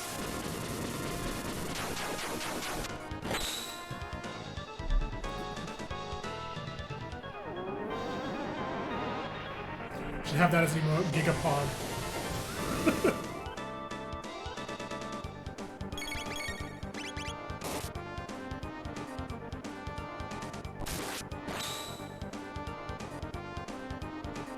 And it's done. So in the normal fight, which honestly, even when I play this casually, I'm usually strong enough to kill him before it happens. After 3 rounds, he will resurrect his hands and go back to attacking you again, which then you Falcon Hit twice and they're gone again, and just keep beating him down. But yeah, he's a joke once you've broken his hands. So the Guru of Reason has been trapped on Mount Woe. We are here to free the Guru of Reason. We then find out is Melchior, who we met in 1000 AD. Which is like, wait, why do you exist in 2 time periods that are 13,000 years apart? Which we will learn shortly why he exists in 1000 AD.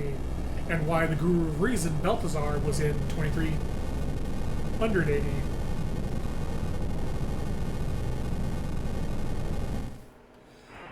So we find out the only reason the Mountain of Woe was actually floating was because they had trapped the Guru of Life here. And with him being freed and his energy no longer sustaining the mountain collapses.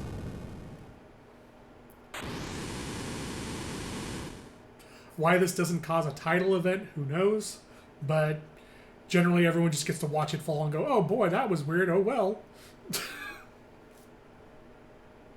So Melchior effectively explains that explains the existence of the Ocean Palace, and that Shala and the Queen are using it to draw Lavos' energy into the palace.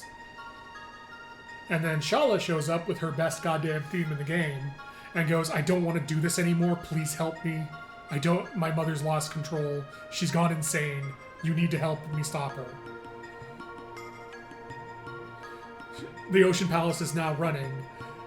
You need to stop her. I'm here. I came here effectively because she's here because without her, the man machine won't work. And then Shitfucker shows up, otherwise known as Dalton, and is just like, hey, Shala, come back to the palace or I'll fucking kill you.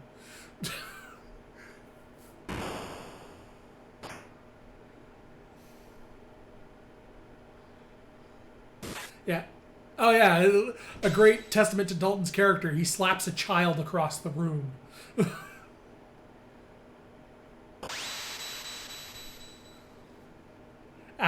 Yeah, sorry, he slaps a child across the room after slapping an old man down with an explosion. All right. If you look at the Chrono Cross stuff, he only gets worse. Oh, I completely forgot he's in Cross. I've forgotten what he's... Because here's the thing, too. He's in the DS and... Oh, I remember the Cross stuff now, because it's referenced in the DS version. In the DS and PC version, he shows up as one of the bosses in the Dimensional Rifts as Dalton EX. And when you beat him there, he goes, you know what? You haven't seen the last of me. I'm going to go to Poray and raise a fucking army. I'm going to show you. And apparently in Chrono Cross, the Poray army, who does, like, massive war crimes and stuff, is because of Dalton. That's the army Dalton raises as a result of what he says in the DS version. Dalton's army is an army of scumbags. So now that Mount Woe has collapsed, we have the portal back, which I'm going to go do just because I like having all the light pillars. Even though I'm missing the light pillars from the west half of 2380.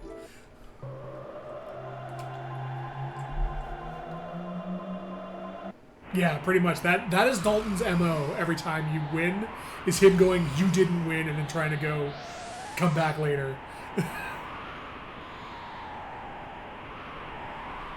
Because he does it like 4 times in this game. Oh, you beat Golem, you didn't win. Oh, you beat me, you didn't win. Oh, you beat me again, you didn't win. And then in the Dimensional Rift, you didn't win. Actually, not even you didn't win. The best thing that sums up Dalton is Wint's tweet about, I'm not owned, I'm not. That's Dalton, just screaming, I'm not owned. Can I just go back down? God damn it. Wait, no, I'm on the right one.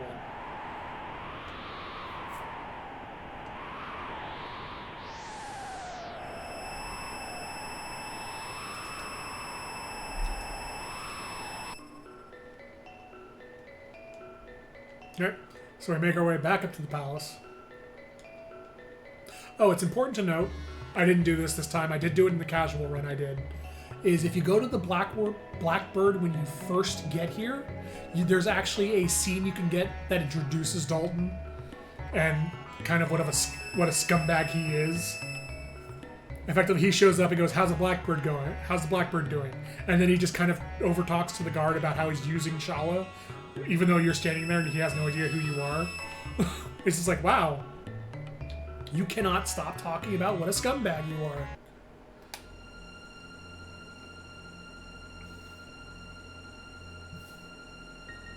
So now we come back here. There's now conveniently a save point and news guarding the hallway. We come back and come in here, and there's Dalton.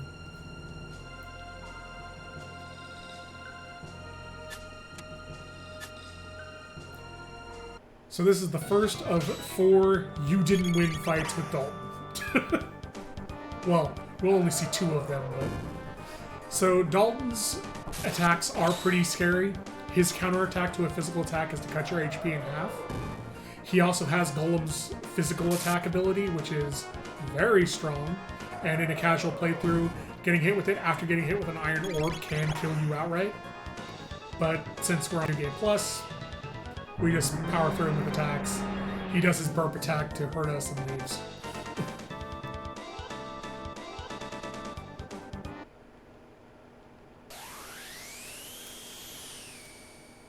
You know what? He effectively just did say, I'm not owned. He's like, no, I can't die yet. I have stuff to do. And then he takes off to the Ocean Palace. I didn't lose. I still have to be immortal. Time for one of the good songs. Actually, better songs, I should say. All the songs are good. Ocean Palace is great, though. It's another one of those songs where they just love to run between the speakers as it's playing. And it works so well.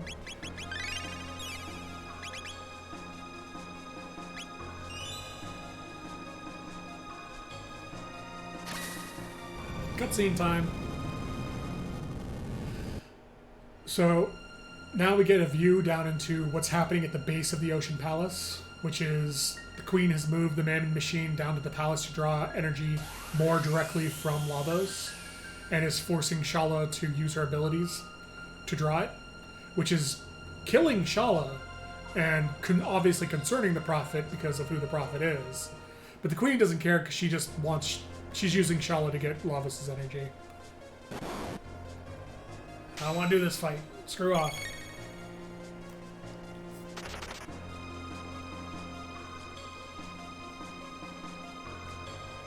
So an important note that I will be getting here is, so this does not open up until you've hit the 2 buttons in the satellite rooms out here. But there is something I actually didn't learn about until I was a lot older. Like, I think I was in my mid-20s when I discovered this hidden room. There's a very good sword you can get here for Frog. And that is if you go out this way, down here, and then into here, you get the demon hit. Which is, you'll get a, because the thing is you get a sword for Frog in here anyway, but the demon hit is a better sword for Frog. So it's this hidden little extra sword you can get that's kind of nice if you're doing a casual playthrough.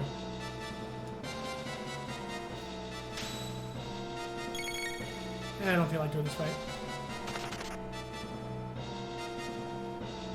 And just as a note, you cannot enter that room from the right side. You can only do it by going through the left side. Okay, so that blue thing I stepped on, we have to step on those on the left and right side before we, and then go down to the center before we can continue.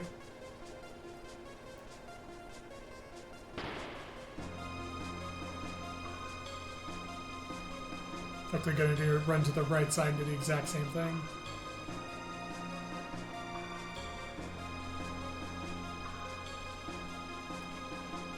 Step on this, run away from the fight because it's not worth doing.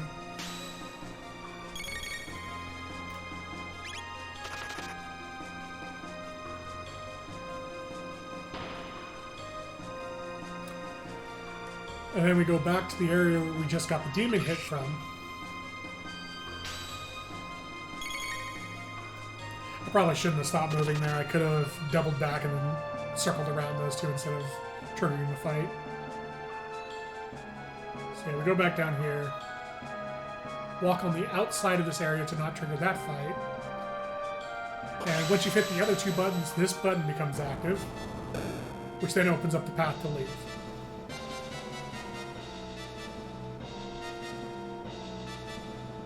And now we can go. Elevators. So the next section after this staircase is an elevator. The elevators in the Ocean Palace are very special for a very specific reason. There is an RNG-based thing in the elevator. Oh, by the way, so if you come in here, watch to the left, where that, down and to the left where Chrono is. There's a tab there. See, it just sparkled. You can only get that tab if you ride the elevator back up to this room. It's not ever worth doing unless you want to farm for XP, but that's how you get that tab, is riding the elevator back up. I don't think I've ever gotten that tab outside of, like, as a kid. So these guys are another... I moved.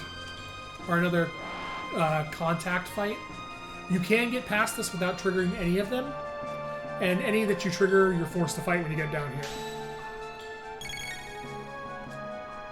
Though, in a casual playthrough, I'd trigger all 4 just because they're worth decent XP, and they're not hard to kill with an area attack. But in this, it's just like, yeah, you kind of want to play them. So this one sucks. This is, if you touch one of those guys, you get into a fight, but you're also contending with the fact that that statue is firing fireballs at you that will stun you. So you want to run to the outer right side in there to avoid that fight as best you can.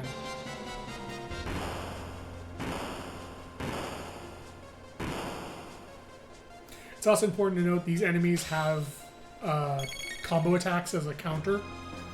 2 Thrashers can jump on each other and do a full group attack. A Thrasher and a Lasher can X-strike you.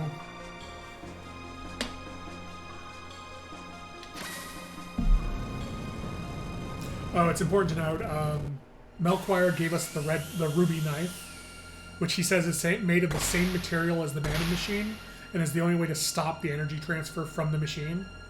So what we're effectively doing is trying to get down here to the bottom of the Ocean Palace and stab the machine with the knife to cut off its energy transfer from Lavos. And we keep getting these cutscenes going down into the bottom of the Ocean Palace, with the Queen being just a complete and utter bitch. So this is the elevator.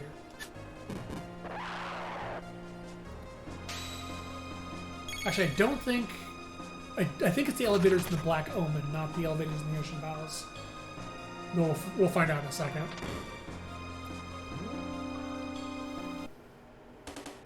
Okay, it is the elevators in the Black Omen.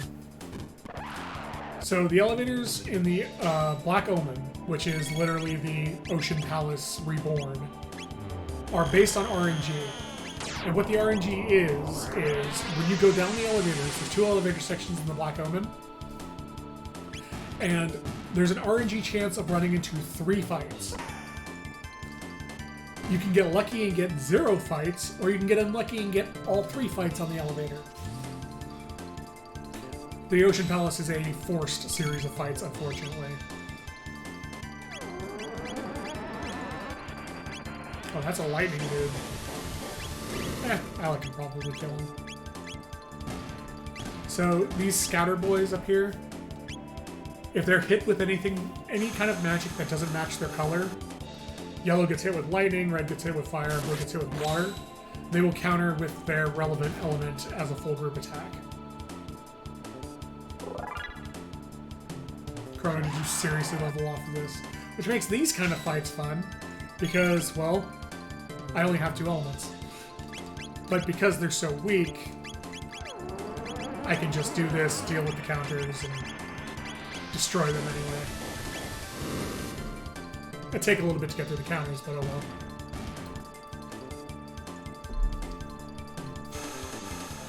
In hindsight, I probably should have just gone with physical attacks with everyone to skip all the retaliations. Because they don't retaliate against physical. They only retaliate against magic that isn't their type. But hey, now you get to see what it looks like. You get to see what lightning looks like again because I used flare. Or no, you'll see what water looks like because I used lightning too.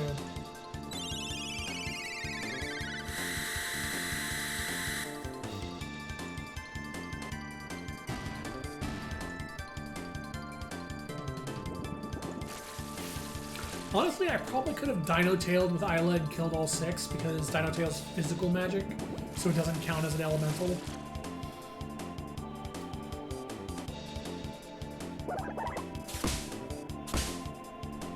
They only have 300 HP, so physically attacking them does work if you're strong enough. Like Chrono would have killed him outright there.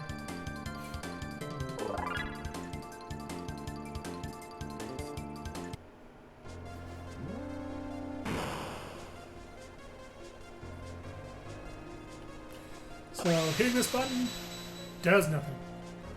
What we actually have to do is come up here and fight 3 of these stupid scouts again. This time we're not going to be stupid, we're just going to attack them. Oh right, I forgot about that. So if only one of every type remains and you attack them at all, they will counter with Delta Force, which is a shadow element triple attack, because it involves all 3 elements. Since it involves all 3, it can't give it any one type, so it just defaults to shadow.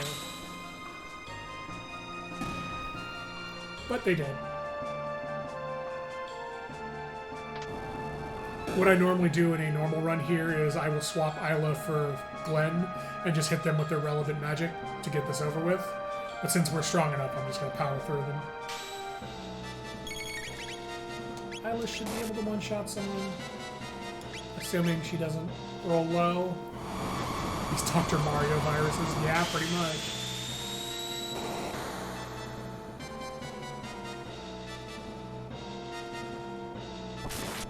There we go. Chrono will kill him. And now they no longer have counterattacks.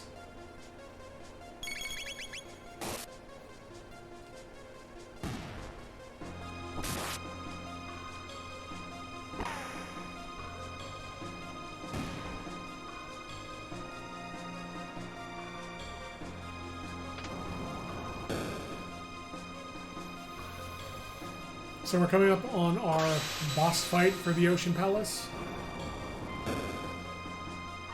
Yeah, there you go. So if you keep running forward while you're standing on the button, Chrono's sprite starts freaking out and starts blurring into everyone else's sprite. It's a stupid little bug that I like to do just because it's funny to me.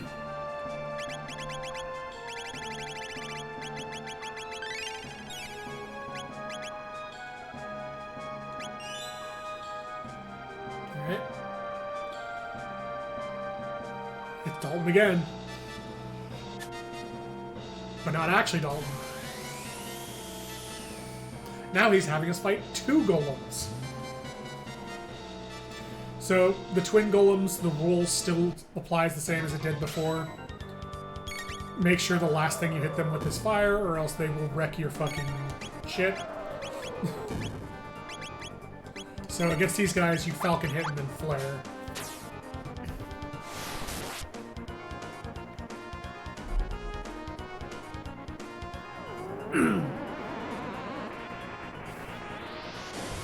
And effectively, you just keep alternating falcon hit and flare until they're dead.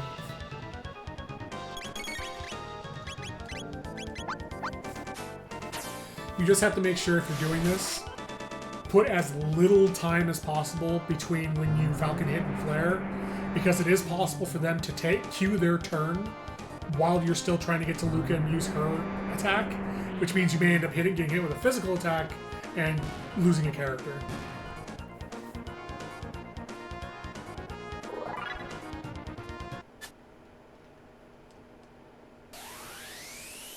So Dalton comes down and just goes, I'm not owned. I'll own you with the golem boss. And then shit starts happening. He's like, I never mind. This is your lucky day. I would have totally owned you if stuff didn't happen. And off he goes again. Hey, Toy. How you doing?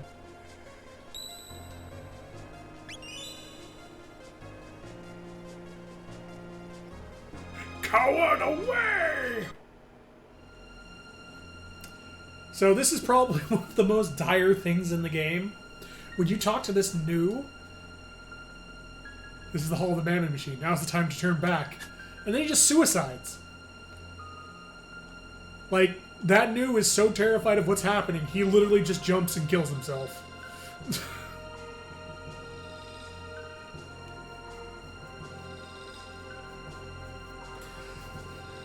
So we get here, and the Queen's like, oh, you did make it like the prophet said you would. Well, you're too late. You can't stop me now. Shala gets struck down by the energy, and the Queen's like, you can't die yet. I'm not immortal. Because, you know, the Queen is amazing. And this is where you find out the ruby knife that Melchior gave you is the Masamune. It was created in this era to stop the Mammon Machine. But instead of stopping it, it actually modifies the energy of the Mammon Machine. And ends up summoning Lavos.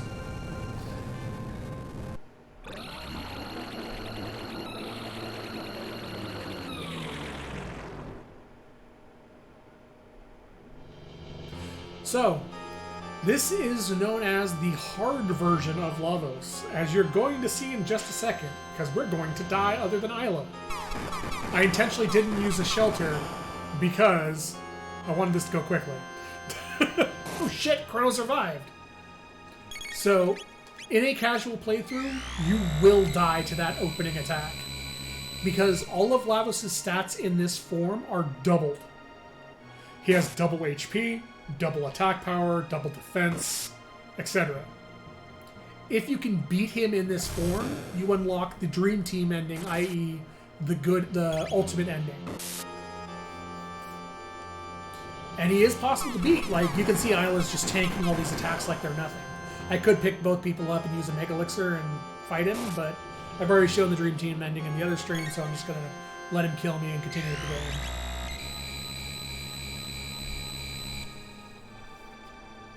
It's also important to note, only the shell has its stats doubled. If you kill the shell and go inside, it's just the normal Lavos fight at that point. You also do not get the escape portal or the save point if you kill the shell. You have to do this all in one run. Oh no, Lavos won.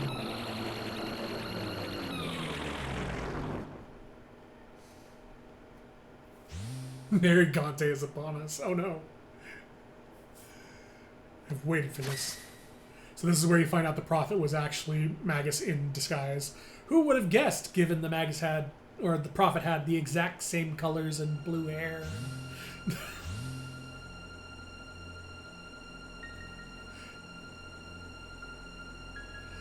So this is the Queen just going, oh, so you were a false prophet. Well, feed yourself to Lavos. He'll be stronger. He's mine now. Lavos is my pet. I'm the Queen. I win.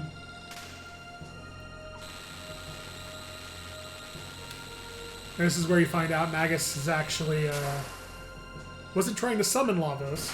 Magus was trying to summon Lavos in 600 AD to kill him. And now he sees this as his opportunity and fails terribly.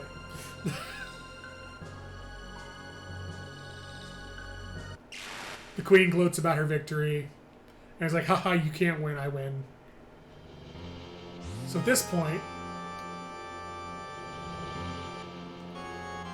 you take control of Chrono, you run up, and Chrono's like, I'm going to stop you. Chrono has a hero moment. And then Fuggins show up and realizes Magus is just asleep. Fuggins, canonically, thanks to his ending scene, only person who survived this. Fuggins was the only person still standing through the events of this. If I remember correctly, this is actually Fuggins' favorite scene in the game, too. And then Chrono is obliterated from history.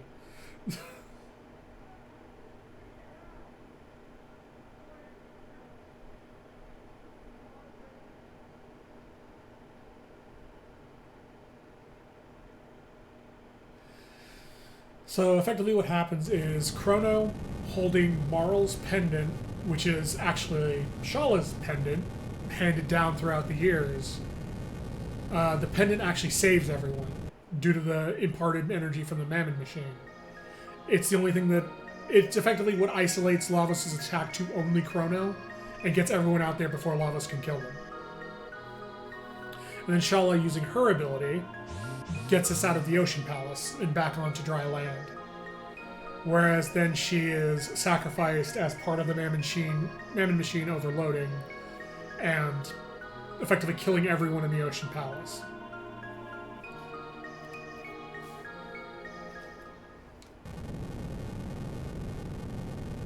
Also, thank you, Nut, for the follow. And then Lavos gets kind of pissed off about being woken up early.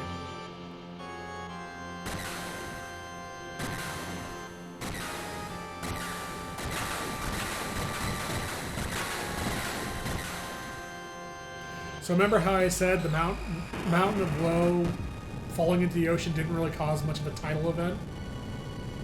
I think island the size of Zeal will cause a tidal event when it falls.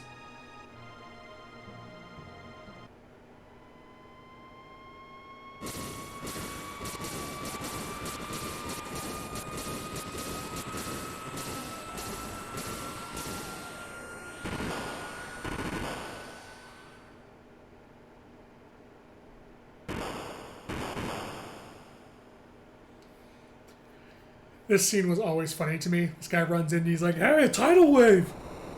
And everyone's like, what? Oh, let's go look! And this literal tsunami level tidal wave is coming and they're like, wait, why are we looking at this?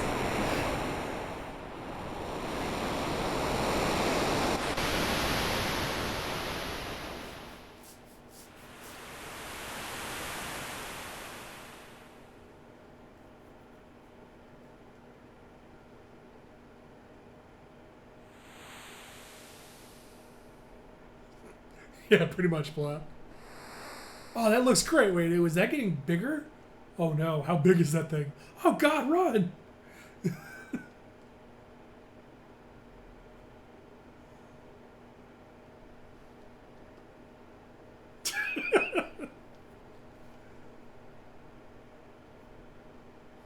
Final Fantasy VII exists as the dream of Lavos. Like I've always said that it's kind of funny how many story points were Dactyl alive. This is why it's great to name the time machine Dactyl because there's Isla makes so many references to it. But there's a lot. Final Fantasy VII and Chrono Trigger share a lot of story points, and they're both amazing games. They're both about a space parasite that lands on a planet and starts absorbing the life force of the planet. That eventually grow off of the evolution in the dead to become a greater being. Alright, well, Chrono's gone. And now that Chrono's gone, we are allowed to freely modify our party however we want. I usually use this team because Slurp Kiss, which is the Isla Frog combo ability, is super, super strong. And it's an amazing heal, too. So before we go into the commons, I'm going to save because we're about to be forced into another dungeon. Bougie assholes abusing Parasite for an energy source? Yeah, pretty much. So now the now the Bougie class and the Earthbound class are all kind of put on even level. And the Bougie's like, oh no, how do I survive without everything I used to have and rely on? And despite being the exiles that everyone treated like shit, the exiles are like, look, we'll help you survive, we're in this together, we're all equal now. So we go talk to the mayor here. Or the elder. And fucking Dalton shows up again. Because of course fucking Dalton shows up again. Calling himself now King Dalton because the queen is gone.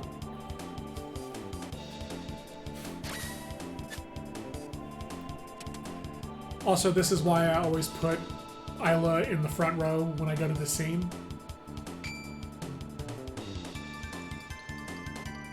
I now rename Zeal the Kingdom of Dalton. Dog, great kingdom down under the sea, dumbass.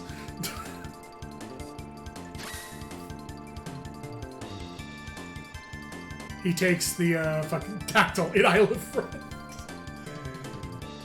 That could be my sort of rebellion or something. And now as a token of my esteem for you, take this. So this is why I put Isla up front, because whoever's your up front member will deflect his attack with their weapon. Isla doesn't use a weapon. So she just straight deflects it with her fist. I love the idea Isla just literally punches his magic away, like, fuck you! And then Dalton pulls the oldest trick in the book. Oh hey, what's that over there? And then hits us in the back.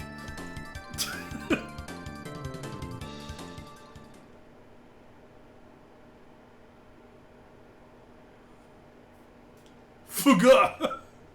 I forgot she says fuga. So now we're forced into a little mini dungeon, which is the Blackbird. And you find out everyone's gear has been taken, your items have been taken, and your money has been taken.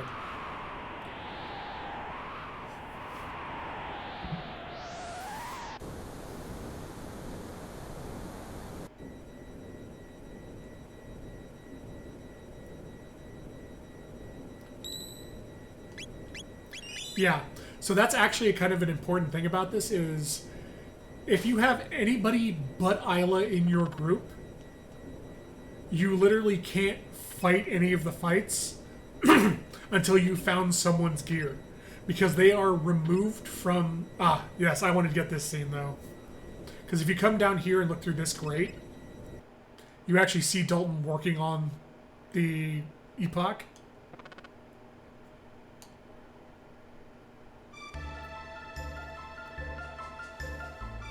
Making it his royal heir throne.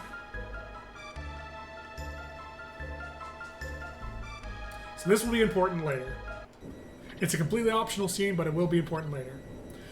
So yeah, if you don't have Isla, you cannot do combat because anyone who does not have their gear cannot participate in combat.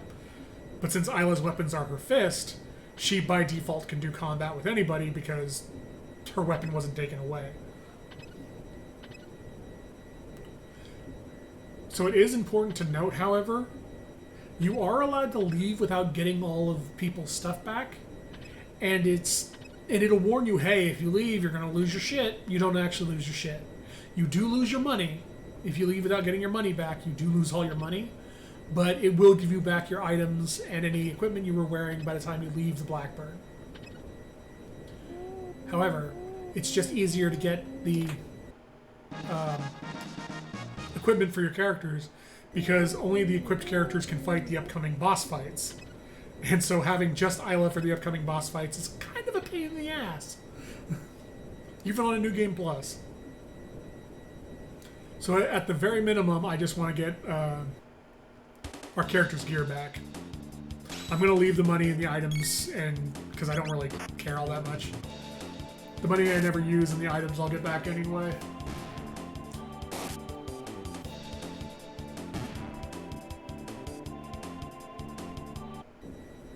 Oh, it's important to note, anyone not participating in the fights because they don't have a weapon also doesn't get XP. So if you're worried about keeping people leveled to the proper levels, you need to get their gear back as soon as possible. Well, this is the way out. We'll have to do this fight anyway. So this is where your items are, and that door in the upper left is actually the way out to the wing, which will go to the next boss fights.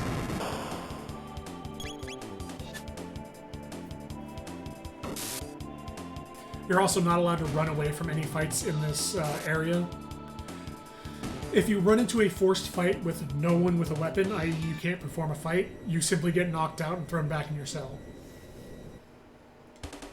Which is one of the reasons I always bring Isla, because it's kind of annoying to go into the wrong room, get into a forced fight because you don't have any gear, and then have to start over. So having Isla lets you at least fight from the get-go.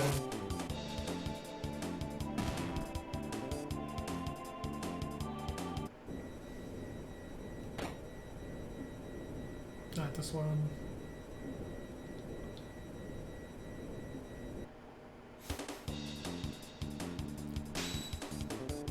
The only problem is I can never remember where everything is because the design of this area is so samey that like all the rooms look the same to me, so I can never remember which room has which the gear in it. So you go down, turn that back up. That's way up to the grates. That's where we started. Wait, no. Is this where we started? This might be one of the rooms. I was just kind of running in place there for a bit. Yeah, a lot of the cutscene triggers in this game will just freeze your characters in their current animation, and a lot of the time that will mean they'll just be stuck in their running animation while the cutscene's loading up. Okay, yeah, this is one of them. I believe this will be Frog's gear. Or the money.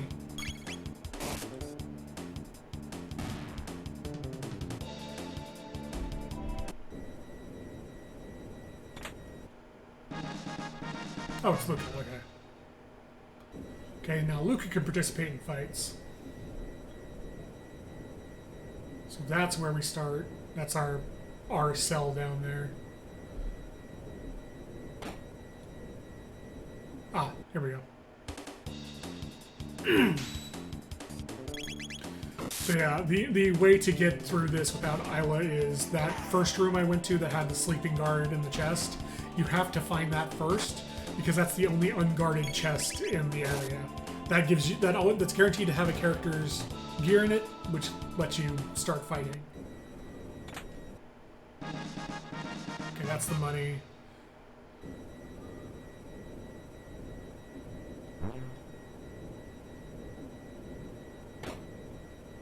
I think this is Glenn's gear.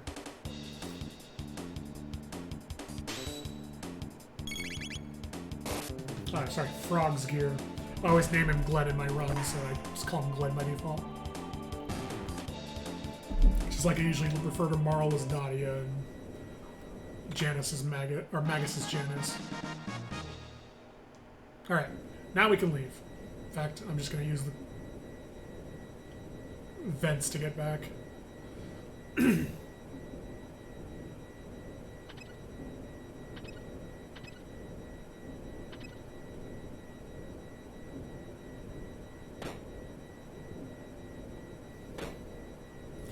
So it's going to warn us. You saw Isle event. Oh no. So it's going to warn us like, hey, we haven't got all our stuff yet. Don't care. And we can just move on. So these turrets are the second occurrence of the rubble. These turrets are worth 1,000 XP and 100 tech points if you fight them. They also run away after a certain amount of time. Again, we don't need them. Falling back to the edge of this wing will trigger the boss fight against Golem Boss, the thing Dalton tried to summon earlier. Do people play that game anymore? No one I know plays that game anymore. That thing was a flash in the pan for a good year at least. So I'm actually going to let Golem Boss do his thing. 4, 3, 2, 1. 5, 4, 3, 2, 1. Impossible, I'm scared!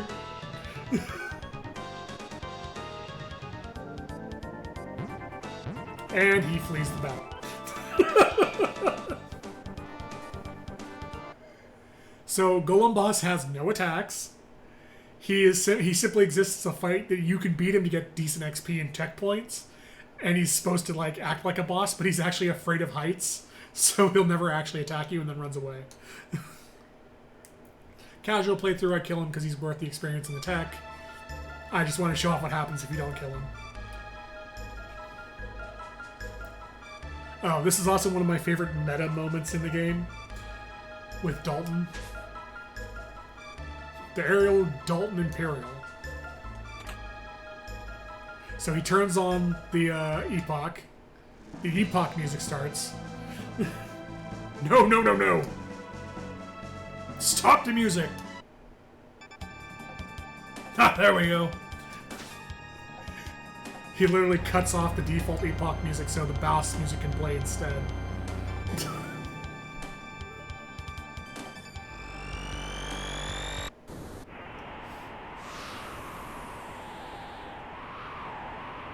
Alright, here we go.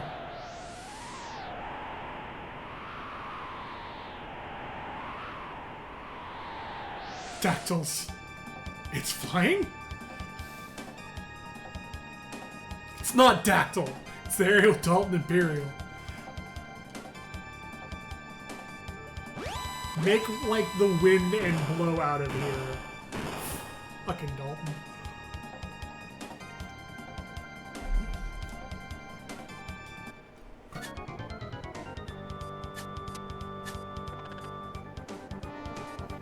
Hey Dalton. So now it's Dalton Plus. This is our third Dalton fight.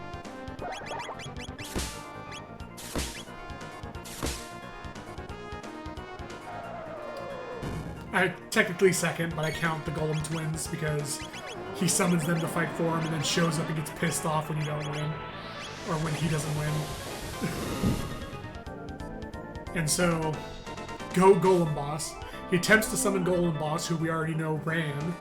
So when he opens the gate to summon him, he gets pulled into it instead. So in the default version of Chrono Trigger, that's it.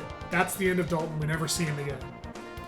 In the DS and mobile/PC versions, you find out he was pulled into a dimensional rift. The Groundling Thief. Dactyl okay?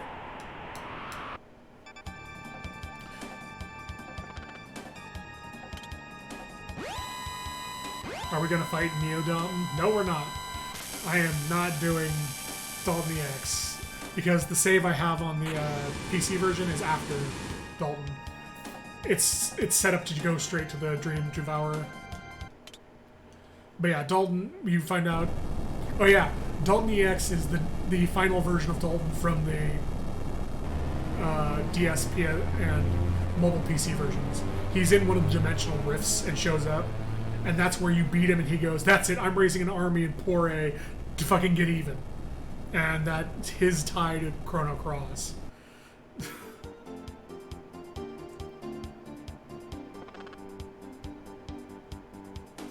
Dactyl become bird. And there, see, if you didn't take the gear when you leave, you suddenly find the gear in the Dalton Imperial. You do lose the money, though.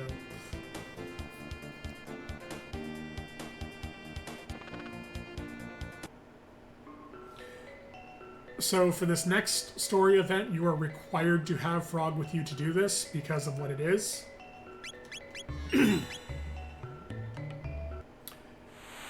And we're going to do the decision I don't normally do. So hold on. Do I want to use the demon hit?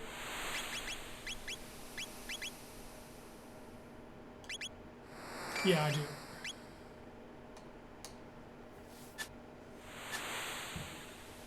So Magus shows up. And he pretty much laments that Zeal is gone, but when he lived there, he was a different person. And gives you the backstory of what happened in the past. Effectively, when we arrived at the Ocean Palace, because Magus came here as the prophet, this event never happens. What happens in the original timeline is the Queen summons Lavos, and the three gurus get pulled through time gates, which explains why Melchior's in 1000 AD, why Jasper's in the End of Time, and why Balthazar's in 2300 AD. Janus is also pulled through, and as you'll see, is dropped in 600 AD, where he grows up and becomes Magus, the leader of the Mystics. So, as a result of him coming back to 12,000 BC as the prophet, we actually relive their history with different people. Because he changes the course of history.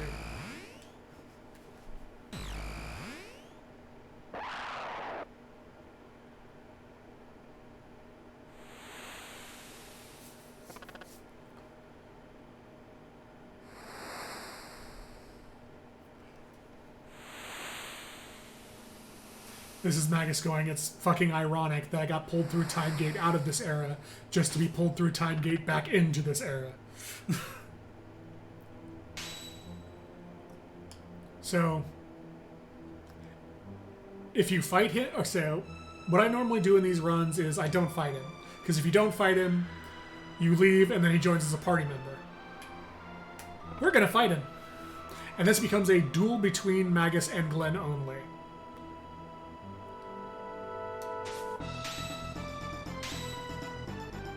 He still has all the weaknesses he had in the previous fight, where if Glenn has the Masa Mune equipped, he'll actually lower Magus's defense and attack every time he hits him. But since he's considered a magic creature because he's a descendant or a resident of Zeal, the demon hit does do double damage to him.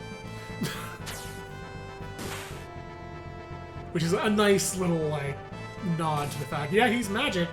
He's literally a Zeal resident. So we're gonna kill him. And what killing him does will actually change the ending we're going to get after this. Which is why I'm doing it.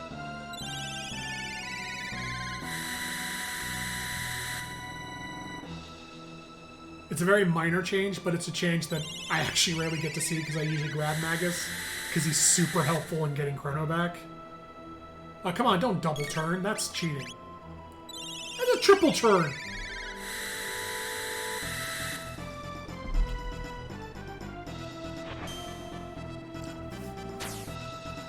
But yeah, effectively it's like just this fight just comes down to leap slash until Magus is dead.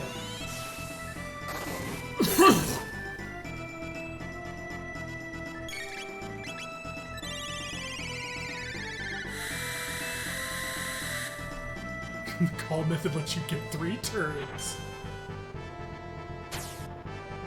Oh, it's true. He's just flexing using Lit 2 on us. He just keeps using lightning. He's like, hey, you remember this? You remember this from your dead friend? You want to see it again? Look, I'm just imagining now Magus running forward. Look at me, I'm Chrono, lightning 2. Just like mockingly. Oh, I could do lightning.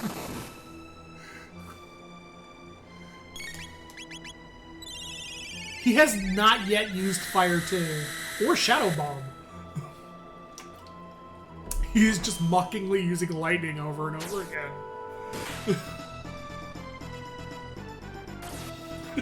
Oh no, Lavos beam of ow! I should probably heal after this.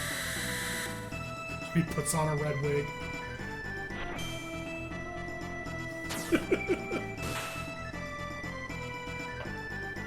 There we go, he's dead.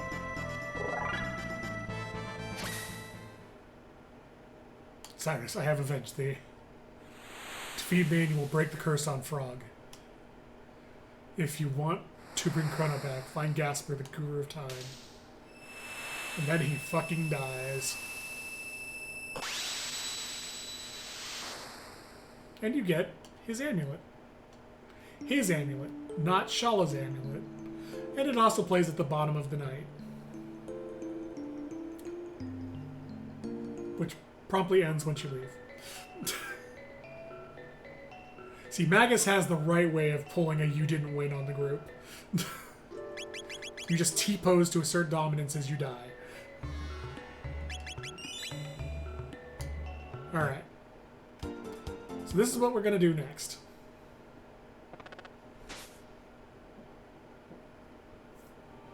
Oh yes, so the Ocean Palace now reforms as the Black Omen, which is... It's still effectively the Ocean Palace, and it shares a lot of similar dungeon design to it, but it is the super dungeon of the game.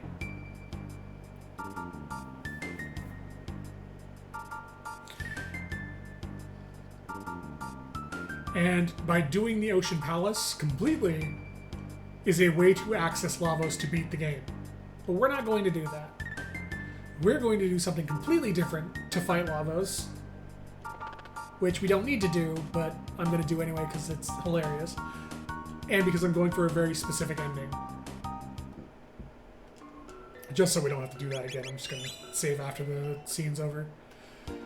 So, normally you can go through the Ocean Palace, go through the Bucket of Time, or you can fly the time machine to 1999 AD.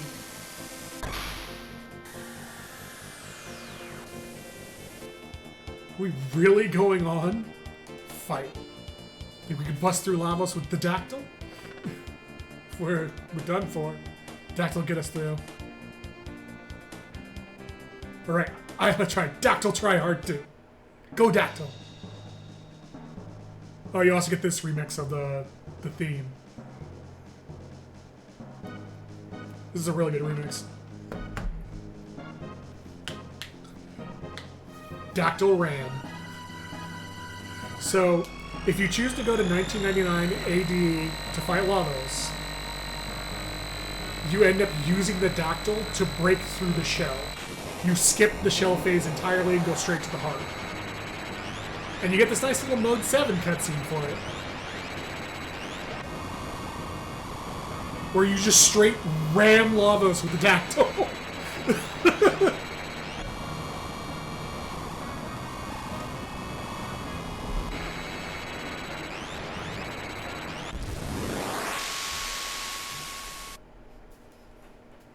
So yeah, this skips straight to the inside section. However, if you do this, you are not allowed to save or use the portal to get out, because obviously you can't go continue the game because you no longer have the time machine to do it with.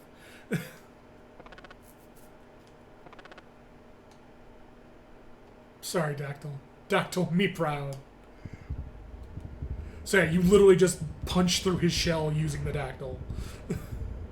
Also, I should change Frog's hero medal to something else because he's not using the Masumune. Power Seal will work. But what's more important about this ending and why I did this is because the ending that we're going to get from this will be the default ending.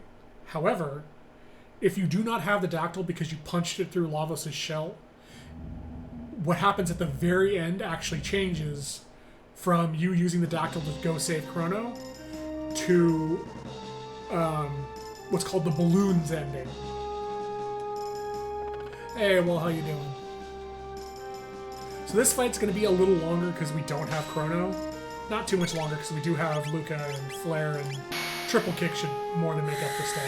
But oh, I forgot to heal Frog. My bad. That's not going to go well.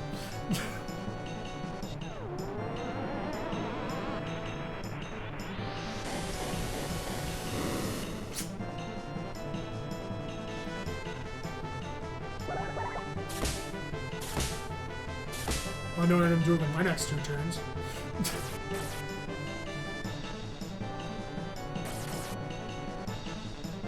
Luca. 5, Isla, Mega Elixir. There we go.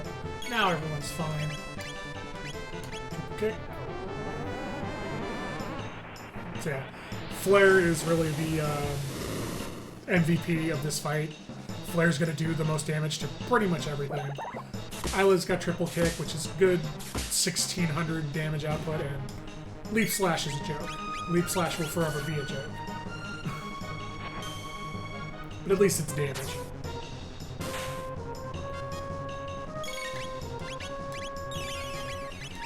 The reason I'm trying to get into my attacks so quickly is because if I can destroy both arms before he does Preventative Seal, we'll be immune to all the statuses in the second phase of the fight. So hopefully I can outdamage him and kill that arm.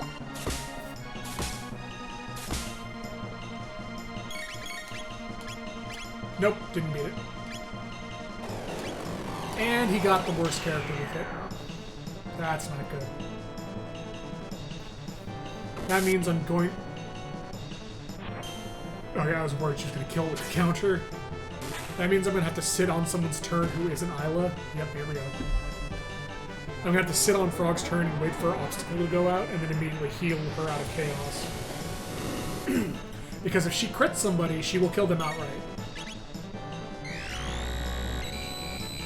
Okay, Luca's going to get her turn first.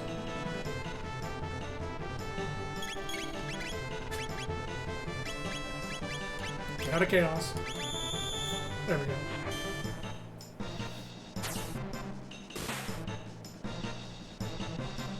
Oh, I'm gonna need to heal, because Frog is gonna die to the flare attack if I don't. Okay, Frog, pop a Mega Elixir. The thing I forgot to do to prep for this fight that makes this fight kind of a joke is if you give Frog any of the fire-absorbing armor, he becomes impossible to kill. Because most of Lavos' attacks are fire-based, and he can't do enough damage between his fire attacks to kill Frog before the fire attack fully heals him. Especially if you got the one that does a full absorption rather than a 50% absorption. Also fun to note, Luca has innate fire resistance. Due to fire being her element, she reduces all fire damage by, I think, 20%, just innately. And then combined with the Luca, the Tabin vest or the Tabin suit, her fire resistance goes to 90%. I know I said this last stream, but I still love the fact that when Isla does triple kick, she just goes straight for his eye. She just, like, drill kicks into Lavos' eye.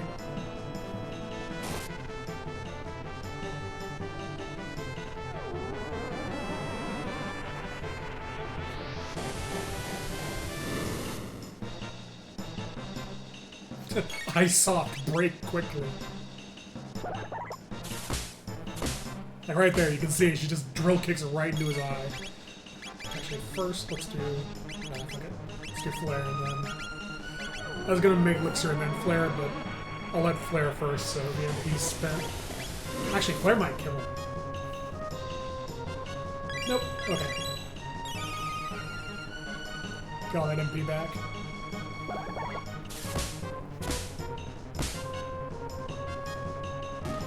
Okay. That's what I was hoping for. So instead of having Chrono frenzy the left bit to kill it, we're going to have Isla use triple kick instead because Chrono's not here. And then the fight goes as it normally would. 3 flares once the defense is down to get the center bit close to death, and then a fourth flare once resurrection happens, and then we finish the fight. And that'll be the last ending for this part. Then I'm going to be switching to the PC version so we can watch the Dream Devourer section.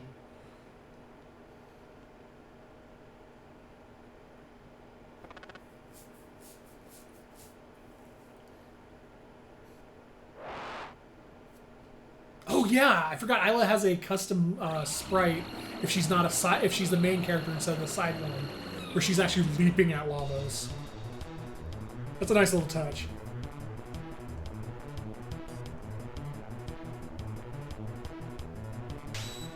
All right, so we open with triple kick the left bit.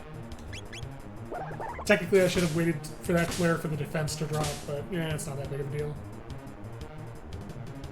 Oh! Oh shit, she's not strong enough to beat it in one triple kick. Oh, this is bad. I should have put the sunshades on her. Oh boy. Well, that's good to know now, because that means I have to leap slash triple kick it to kill it.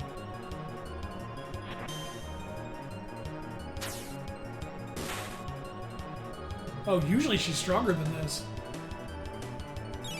Oh no, it healed the center bit. You know what? I'll actually take that. Healing the center bit's a hell of a lot better than disabling my defenses. I do love its melee attack. It's just rush forward and head bash something. Come on, Isla. Come on, Isla. Just get. I just love that Isla just counter crits everything. Enemy did something, die. Okay. Now we're just waiting for it to drop defense.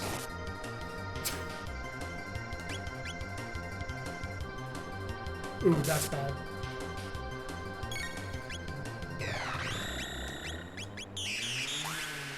I'm gonna need to make elixir now.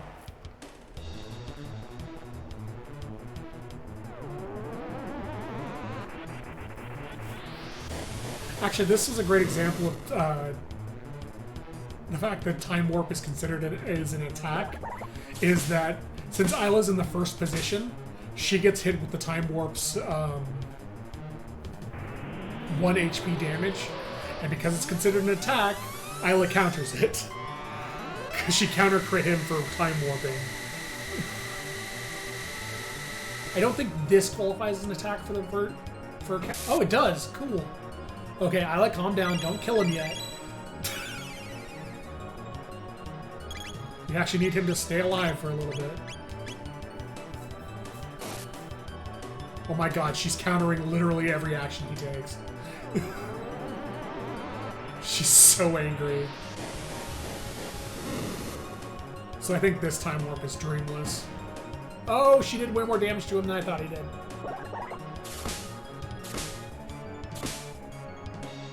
Isla's counters are actually throwing off my strategy here. Oh. Gotta get as much damage in as we can, then.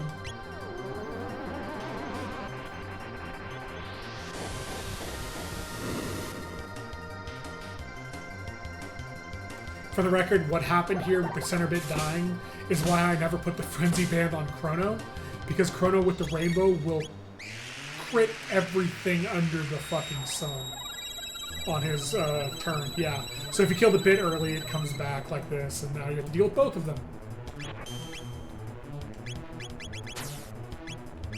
I'm actually going to have Luca attack and hopefully roll high. That is the lowest you could possibly roll. Awesome.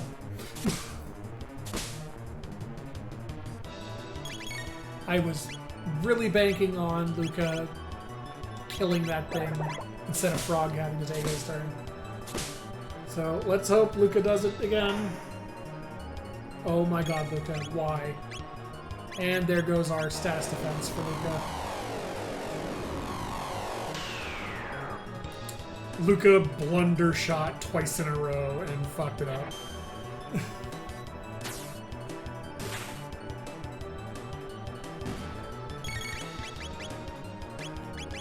Oh, get countered on.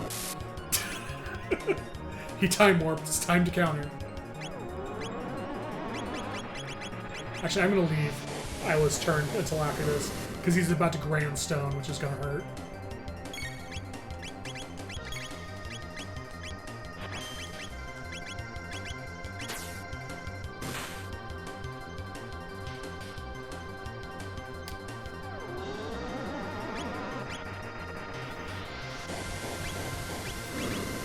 I don't know, maybe Isla can kill him. Let's see.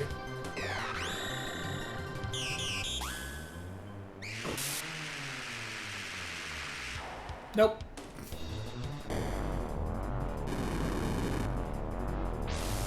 Shouldn't kill anyone, but it'll do some damage. Yep.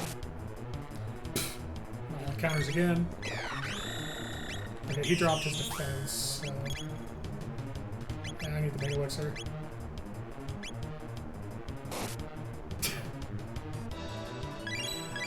Every single thing. Every single thing the center bit does, I was like, fuck you.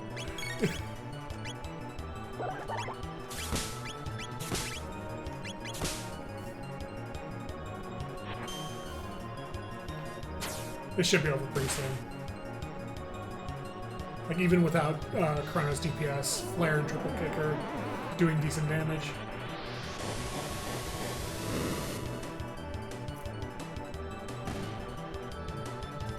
Well, that's one problem solved. I should be able to kill it before the bits come back again. Yep, there we go. Time for the default ending, but modifier. We're actually getting two modifications with this. We're getting ballooned, and we're getting a true form frog, because we killed Magus.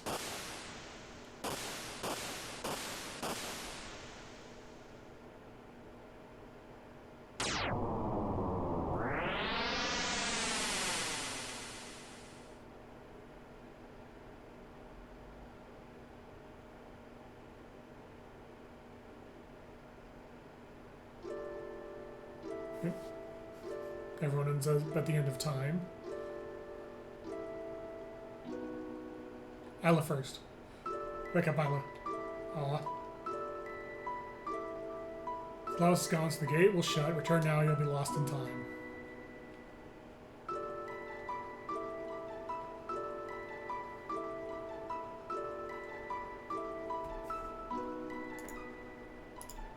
Let's just go ahead and... ban you. Bye. I do not want to become famous through your service, thank you.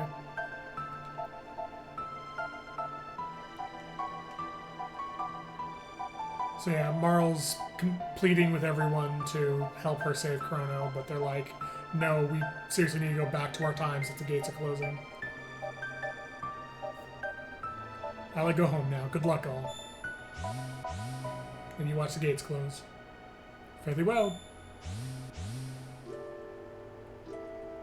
Goodbye, everyone. You're also heartless. If it's a fate we can't escape, someday we all pass away. Marl.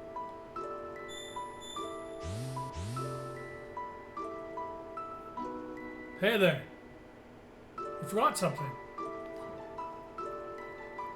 Well, they are left. Try to give them a miss. Oh well. So that's the Chrono Trigger, which is the item you use to save Chrono. So this here is the default ending, the Millennial Parade. And normally you would have Chrono and Marl here, but since we didn't save Chrono, Chrono's not here. This plays out very similarly to how it did before.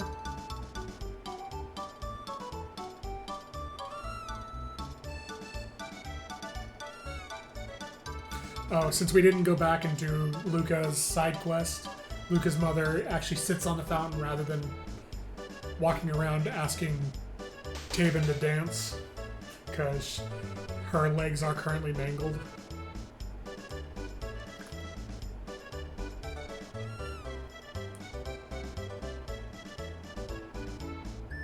It's true, they're not wrong.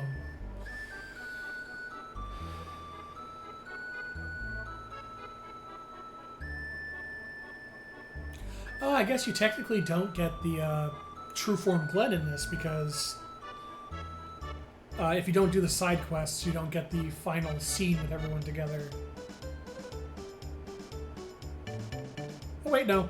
Glen is here. Why are you still a frog? Robo's over here. Isla.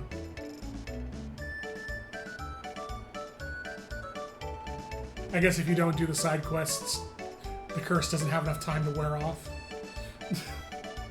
Well, I feel cheated now. How did everyone get here? The gate's been shut.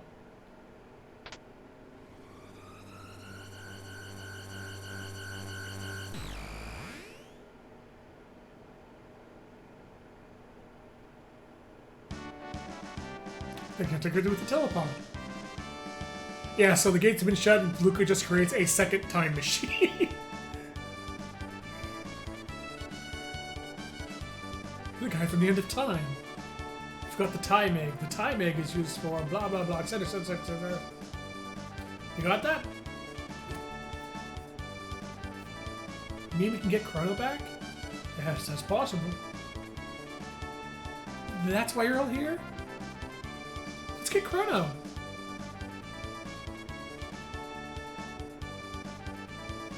Oh, Princess, the king asked for your presence. Look, why don't you stay here with your dad? But don't worry, I'll bring that idiot back. Trust me.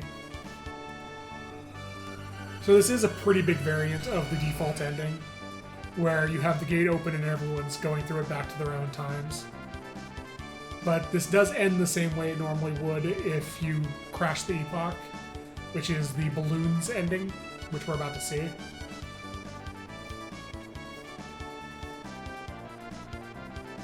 It's Nadia's bell to replace the 400-year-old beam bell. Henceforth, Nadia's bell will be proudly ringing for lasting peace. It's beautiful. Now you can do the honors. So what normally happens in this ending, if you've done everything, is instead of Marl hanging the bell, she just runs off with Luca and Chrono and jumps in the time machine and takes off. But if you no longer have the time machine, Marl hangs the bell and floats away. Which is why it's called the balloons ending. Help!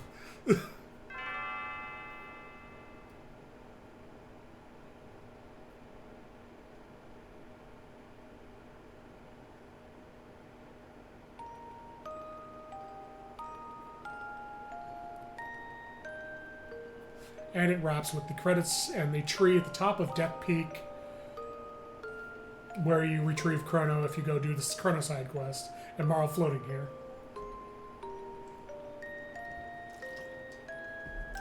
So, if you go save Chrono and then do this ending, instead of Marl floating to Death Peak like this, it ends with Marl and Chrono floating away together with the balloons, and does like the Mode 7 overworld thing where it shows like the map spinning below them, and instead of showing the epoch flying away, it's just them with the balloons.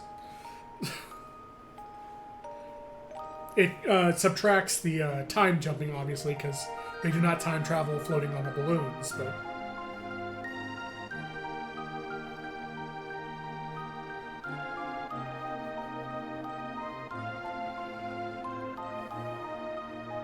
I always kind of preferred this version of the balloons ending rather than the one with Marl and Chrono floating away, because it's kind of melancholy in a way, that Marl floats to the top of Death Peak alone rather than floating away with Chrono.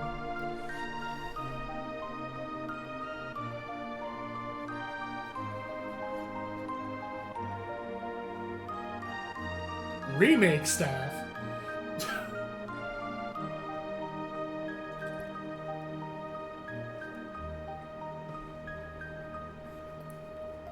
The end.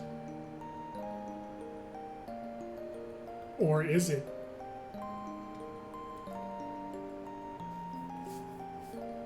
Exactly, Weiss. It's super bittersweet. If you look in the upper... Oh, it faded too quickly. If you look in the upper side of it, you can actually see Chrono's silhouette in the Aurora Borealis up there.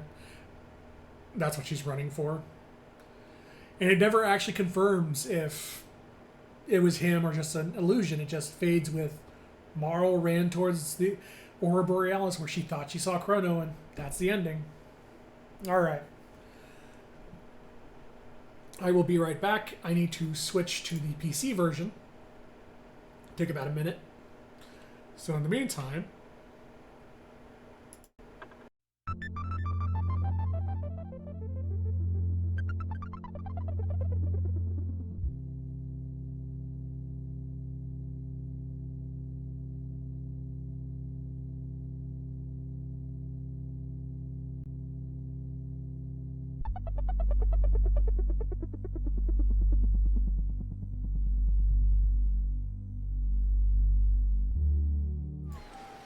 Well, hopefully this works. Come on, OBS, you can do it. This was working before. Why aren't you working now?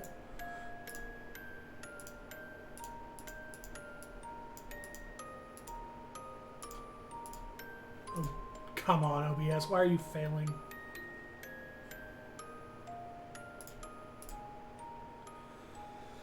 I literally tested this before the stream and it was working fine. So let's do...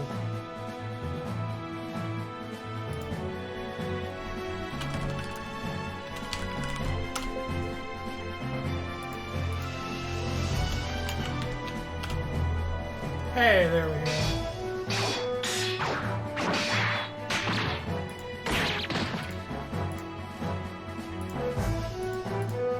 So for some reason the game capture is not working now, but the window capture is, so...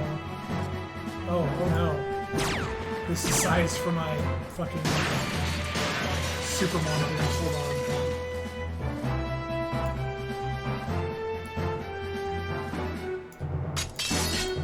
Actually, I don't think that's this real fast. That, then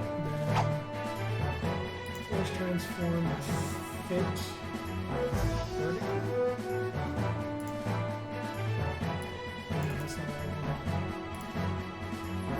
Thanks, OBS, you junk of shit.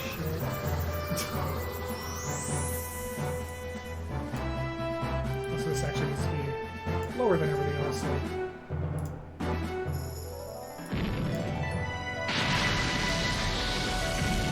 Wouldn't be a real stream if I didn't have technical difficulties.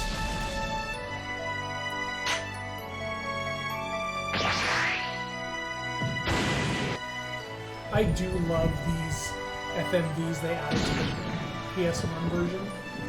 Like having Toriyama come back and do like special cutscenes. Hey, extra! These are actually pretty great.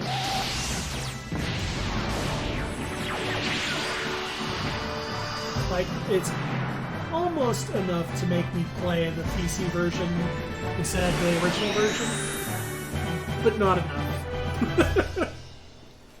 Alright, there we go.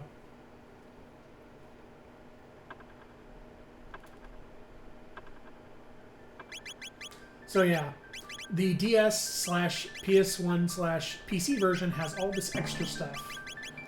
Like the extras menu, where you can view all the movies, illustrations of like the sketches of the characters. Dactyl! Give Dactyl. A log of all the endings in the game. So, 1, 1, 1, 1, 2, 1, 3, 1, and 2, 1, 2, 2, 2, 3, 2, 4 is all the variants you can get of the two endings. And then there's all the under endings, plus Dream's Epilogue, which is the,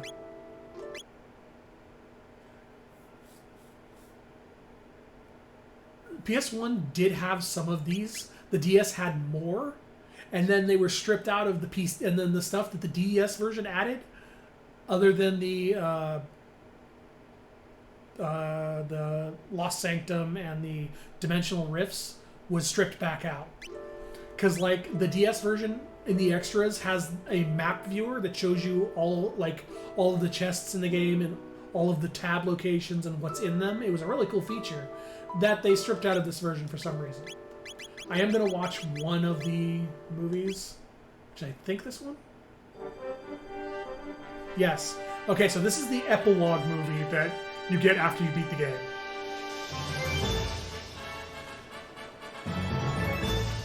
This is a completely separate, like, cutscene you only get after beating the game, and it only exists in these versions.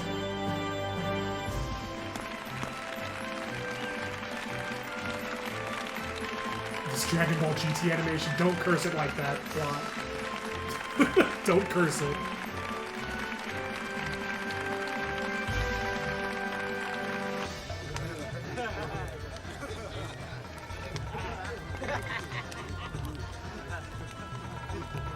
Oh no, I'll marry Gohan.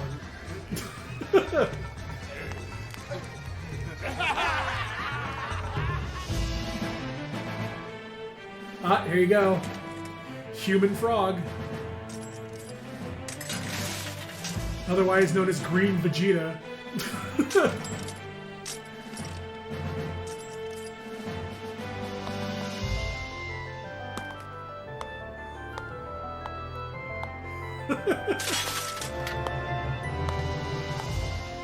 He's literally just Green Vegeta. Oh no! Oh, OBS can't handle the bitrate.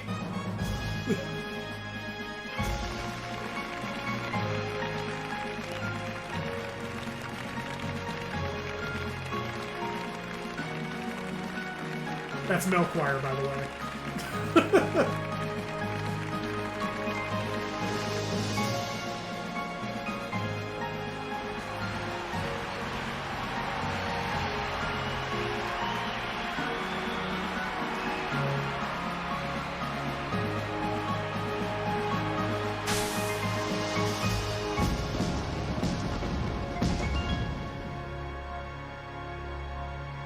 So after you get your ending of choice, this plays as well.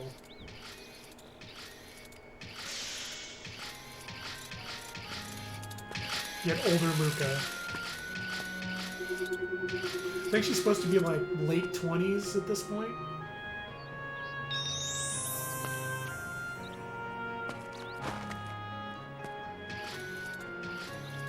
Look at Bulma and her Robo Trunks. You're not wrong.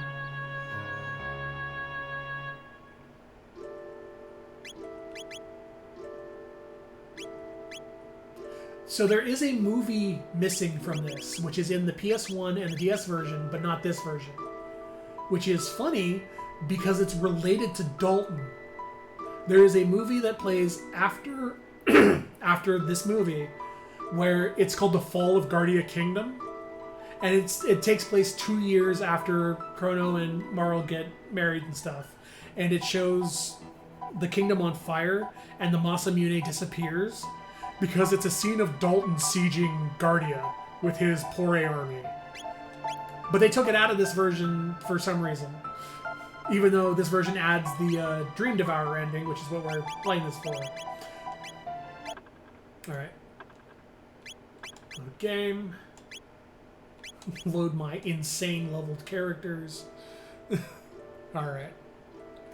So, in this version, once you've done all the dimensional rifts, you unlock a place called Time's Eclipse.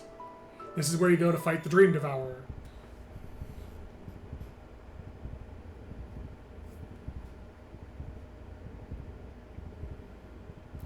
I have not seen anything involving this in fucking years. So I actually forget what happens. Apparently what happens is the game crashes. That's... Huh. The Dream Devourer devoured the game.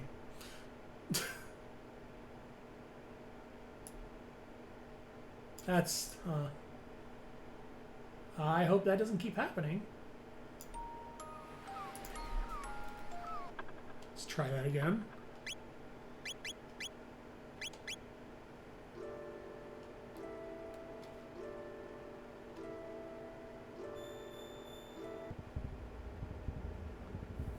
Your dream of showing the ending was devoured.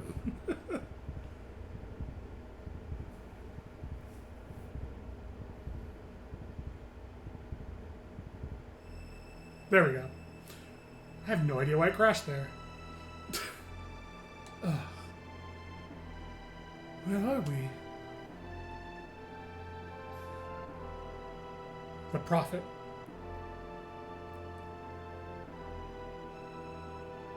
Wait, do I have to fight the Prophet?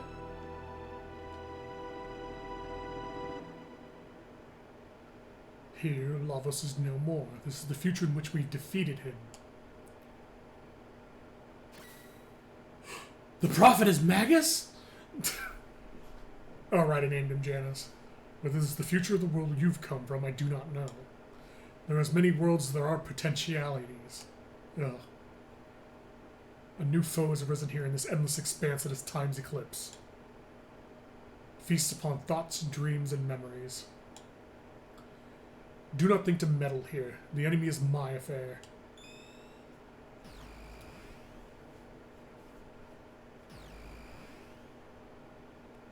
I also want to go in here real quick and point out. So, Chrono has a sword called the Dream Seeker, which is in the DS version called the Rainbow 2, because it has a 90% crit rate and 240 attack. He also has the Master's Helm, which is a better version of the Prism Helm, Moonbeam Armor, which is the best armor in the game. So the DS version adds the Dimensional Rifts and the Sanctum, Lost Sanctum, which just gives you these insane gear. Bronze Fist has 0 attack, but crits do quad 9. Angel's Tiara, the better version of the headgear for females, which gives them auto haste. Regal Gown reduces all damage by a third instead of the prismatic dress is only a magic is reduced by a third. And the Valor Crest, which boosts your critical hit. But yeah, doing the side content in the DS gives you just stupid busted gear. The thing about the Dream Devourer, however, is you're intended to have the busted gear to even stand a chance against him. Like, the Dream Devourer is designed to be fought at level 90 plus using all the busted gear.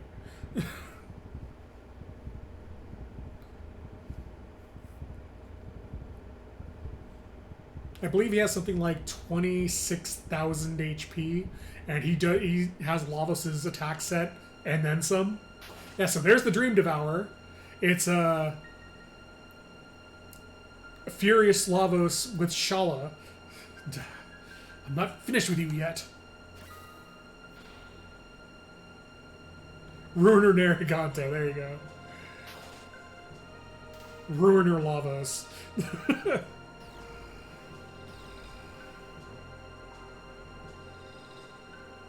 Janus!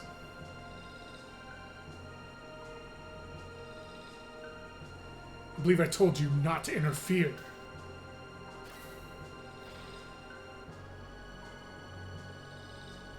Yeah, that didn't work the first time, Janus. I doubt it's going to work this time. Let all that once was fade into oblivion. I welcome the end of existence. No, Shala, free yourself from its spell, please. You must open your eyes. Oh no. And murdered.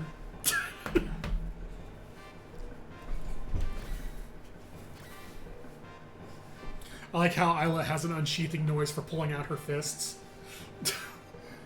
Isla, no lose. This is the new enemy?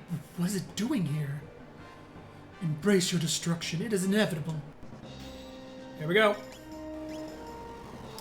Devours dreams from a distant dimension is the name of is what that attack said. Gatling kick probably. 2800, that's not very good. Gravity Sphere.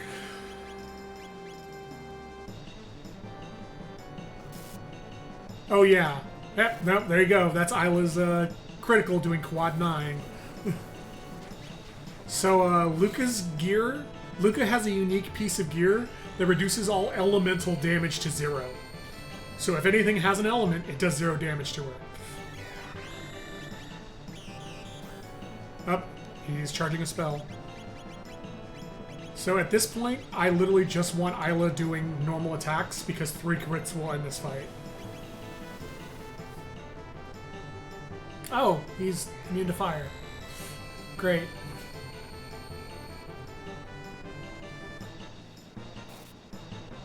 So the Dream Devourer Lavos? Yes. The Dream Devourer is Lavos channeling Shala's ability directly. Like, because Lavos before with the Ocean Palace was just channeling Shala's energy through the Mammon Machine. This is what happens when he can get her directly and channels her abilities. Also, holy shit, I am almost dead. In fact, I'm just probably going to rely on Isla doing attacks and everyone else just healing, because Isla's crits will end this fight quickly. And he also counters any attack with Chaos Zone.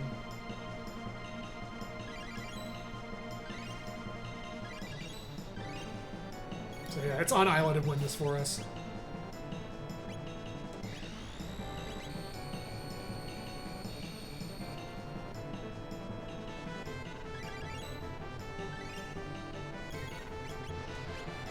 Supernova! I don't know what that... Oh, wait, that was... Ah, well, it's over. Thank you, Isla. Continue being best girl. Ah, we lose.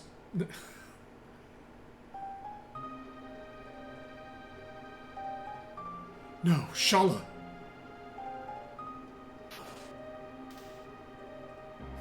He used a spicy laser.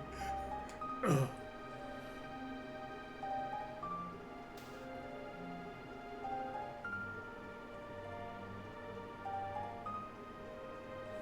Shala?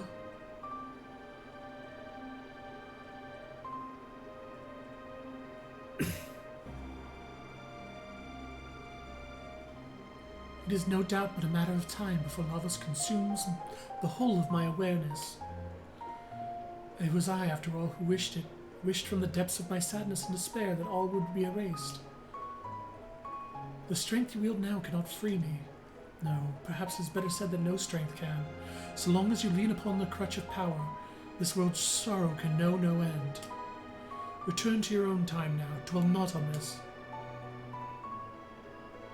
So, this is why this ending is so controversial. Is because not only is it supposed to act... Oh, Shala. Not only is it supposed to act as a bridge between Chrono Trigger and Chrono Cross to make Chrono Cross a sequel. Janice, thank you, but the girl I am was no more. Live and be strong. But Shala. Farewell. They also kind of retcon Shala into being, no, I wished for the death of the world. Shala! Like, Shala was like, nah, this was my plan all along. I wanted to destroy time. And it's like, that's not what Shala's character was at all. In fact, she actively tried to stop the queen at the cost of her own life from doing this. But then they're like, nah, Shala wanted to destroy the world. That's why Dream Devourer exists. So you mean to say, no matter how hard I strive, no matter how strong I grow, there's nothing I might do to save you? What purpose then does existence serve? If this is to be the way of things, then let me abandon all that was and fade away as well.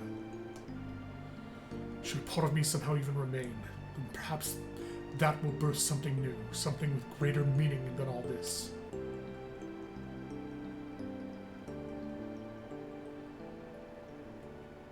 I got hit by Dalton and thought, man, and what if I was just Devour Lord from Soul Nomad?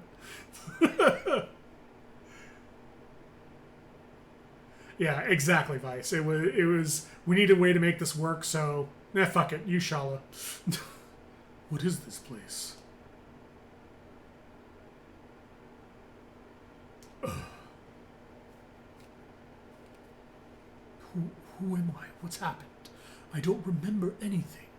And also, this is the reason that this ending is why Magus shows up in Chrono Cross and doesn't know who he is. Well, here's your explanation as to why he has amnesia. There was something I needed to do, something I needed to find. I must find a way to remember. I will.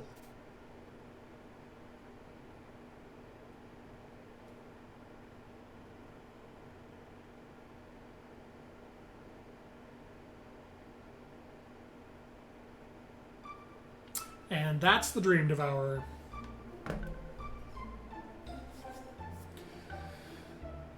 I do like this ending, just because the ending shows off the little concept arts that they did throughout the game. They actually show a few that haven't been seen before now, which is really cool.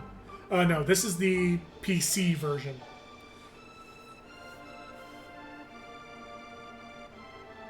Yeah, the explanation as to why Magus in Chrono Cross has amnesia is pretty garbage. Hey, look, it's the American box art.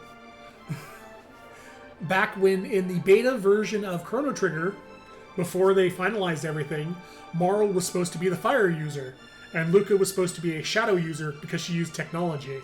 And then they changed it so Marl was ice and Luca was fire instead. Yeah, this is based on the beta, which is really interesting. That in original design, Marl was going to be the fire user.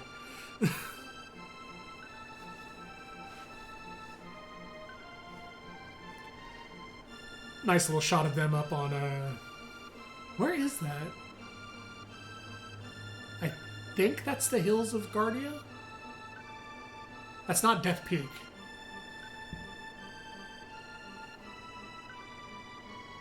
Why would an artificer pray? Exactly.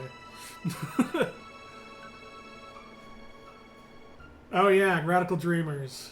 Yeah. So that's not so much in a visual novel between Chrono Trigger and Chrono Cross. What it is effectively, Chrono Trigger existed. And Chrono Trigger was, as everyone knows, wildly fucking successful. And then on the PS1, before Cross, there was Radical Dreamers, which I believe is prior to that an SNES game. But Radical Dreamers was a virtual novel, but like the most basic version of a virtual novel. It was literally just text and music, and that's it. And what Chrono Cross actually is a sequel to Radical Dreamers. Chrono Cross is Radical Dreamers 2. However, Square realizing that Square wanting to release Chrono Cross in America when America doesn't know what the fuck Radical Dreamers is, changes the name to Chrono Cross instead of Radical Dreamers, whatever it's called in Japan. And then everyone's like, holy shit, a new Chrono Trigger game, and everyone plays it like, what does this have to do with Chrono Trigger? I don't get it. And Square's like, shit. And then Square goes back, releases the DS version of Chrono Trigger. Yeah, they inserted the Chrono Trigger characters. That's actually inserted to make the sequel. To make it a quote-unquote sequel, having Luca, Marl, and Chrono on the beach right before the final boss. And so, with the DS version, they introduced the Dream Devourer, which then goes on to be the Time Devourer in Chrono Cross, which is the final boss, as the thing that links the two, because Glenn and Magus are also in Chrono Cross, but Magus has amnesia and Glenn's a human again. Oh yeah, killing off Robo pointlessly, of course.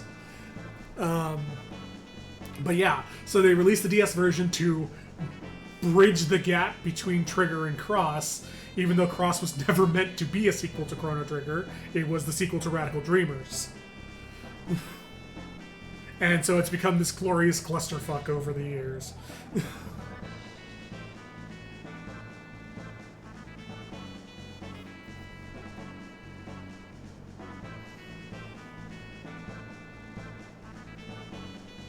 So yeah, Magus has amnesia because he needs to have amnesia for it to make sense in Chrono Cross. Don't look into it.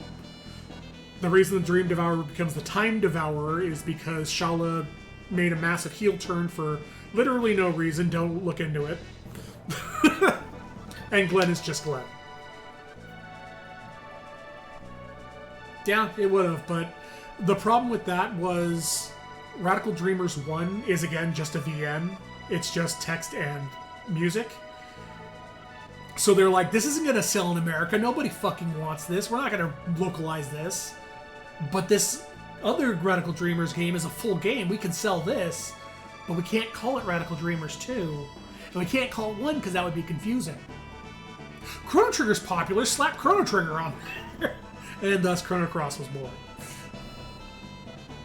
Oh shit, this has nothing to do with Chrono Trigger. Add a scene at the end where Chrono and Marl and Luca show up. Even though Chrono Cross, or Radical Dreamers 2, i.e. Chrono Cross, had Luca and Glenn and Magus in it, meant to be cameos, not relations to Chrono Trigger. They're simply just meant to be cameo characters. No. No.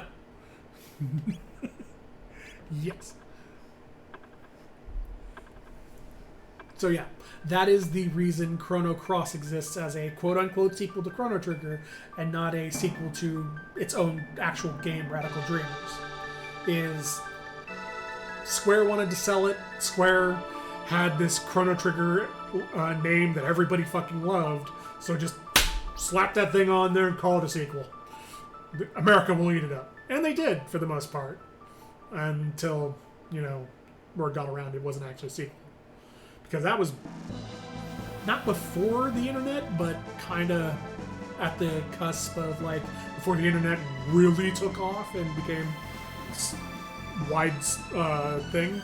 So people were still relying on gaming magazines and whatnot to get your information about reviews and stuff like that. I'm going to let this pre-roll run one more time, and I'm probably going to call it there, because I've done 3 hours and there's not much left to do. All the Chrono Trigger stuff's wrapped up. But yeah, so that's Chrono Trigger. That's all the Chrono Trigger endings. That's why Chrono Cross is a quote-unquote sequel. Oh, that's bad! Oh, the camera was off! I never noticed that! So that's not like that in the original version? That's only in the this remake version. The center camera for when the robot drops down was actually off. That's hilarious.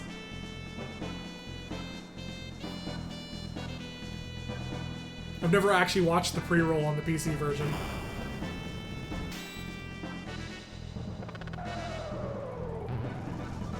Oh, that sprite's actually darker than it is in the SNES version, too. Interesting. Which sold poorly, which SE concluded people didn't have an interest in the IP. Yep, because it sold poorly, but it was mostly because the DS sold poorly. It's when you stream all Chrono Cross ending stream. So, I've played Chrono Cross 3 times. I like Chrono Cross as a game, not as a sequel. I've never beaten Chrono Cross, because I always get to the exact same point in the game and then stop playing because I just get so fucking bored, I don't want to play it anymore. And the thing is, I beat Fate, F-A-T-E, which is the second to last boss in the game. No, it's after the Dragon Hunt. It's the boss right before Time Devourer, the final boss. And I just get so bored I can't finish it. I'm just like, fuck this. I don't care. I know how it ends. Oh my god. So in the original version of the SNES version, that pre-roll, when it runs through, is timed to end with the epoch disappearing. Like the last note of that song lines up with the epoch disappearing. And the fact that they run the roll too fast and the song just fades out instead tells you everything you need to know about Square current day and how much they love Chrono Trigger. Oh, hey, Fetch, thank you for 500. I appreciate that. I can't escape from crossing. God damn it. But yeah, that pretty much tells you what Square thinks of current Chrono Trigger. Actually, there's another great example, too, which is when the PC version first came out, which was a mobile port, people were pissed because the controls were terrible, the UI was still mobile, everything was garbage. And, not only in America, but in Japan, people were like, what the fuck is this garbage? What did you do to Chrono Trigger? And the director of the PC port / mobile version made a public statement that said, we didn't realize Chrono Trigger was this beloved. We'll go ahead and fix it. And it's like, you didn't realize how much people love Chrono Trigger? Really?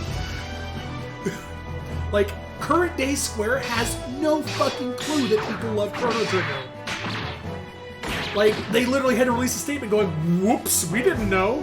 and then they did like 5 patches to bring it up to what it is today, which I would call playable versus the old version, which was just hot fucking garbage.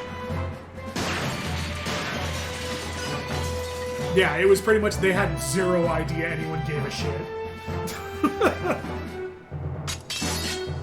And then they were just like, what?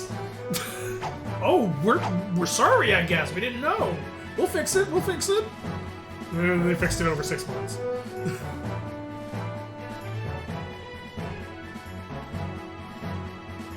Also, hey, Saren, nice of you to join me at the end of the stream. But it's nice to have you showed up at all. Enjoy your sub. Fuggins gave it to you. It's great doesn't realize things in Western and Eastern. You were here the whole time? Really? I don't believe you. I don't believe you because you didn't say anything when Fuggins gifted you a sub.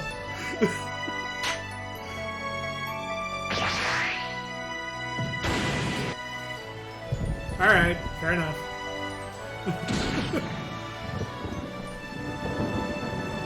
For the sake of the bit, we're just going to pretend you're not. But yeah, so that's the Chrono Trigger stream. Thank you everyone for coming. Appreciate y'all being here. Hopefully you may have learned something about Chrono Trigger and Chrono Cross. I'm never going to play Chrono Cross on stream because that second half, the Dragon Hunt and the afterwards is just boring. It is so much backtracking and so, oh my god, Wrangles, why? Thank you. I super appreciate that. Wrangles with the 5 subs. Thank you. Please stop subbing. I don't have enough emotes yet. I don't have emotes for all these slots. But thank you. I super appreciate that, Wrangles. Yeah, but thank you everyone for coming. I hope you enjoyed it. That's all the endings of Chrono Trigger, including Dream Devourer. I'll be back next week, Wednesday, 8 p.m. Eastern, as usual. Oh my god, the game crashed! It crashed trying to go into the pre-reel again. Well, I guess the game's wrapping it up for me too. Yeah, that tells you how much effort Square put into this port. It crashed twice in 20 minutes of playing it. Game over, yeah! Thank you everyone for coming. Glad to have you here. I'll be back 8 p.m. Eastern next Wednesday. Let me find someone who's streaming to raid. Oh, Plague's streaming. I am going to raid Plague because Plague deserves it.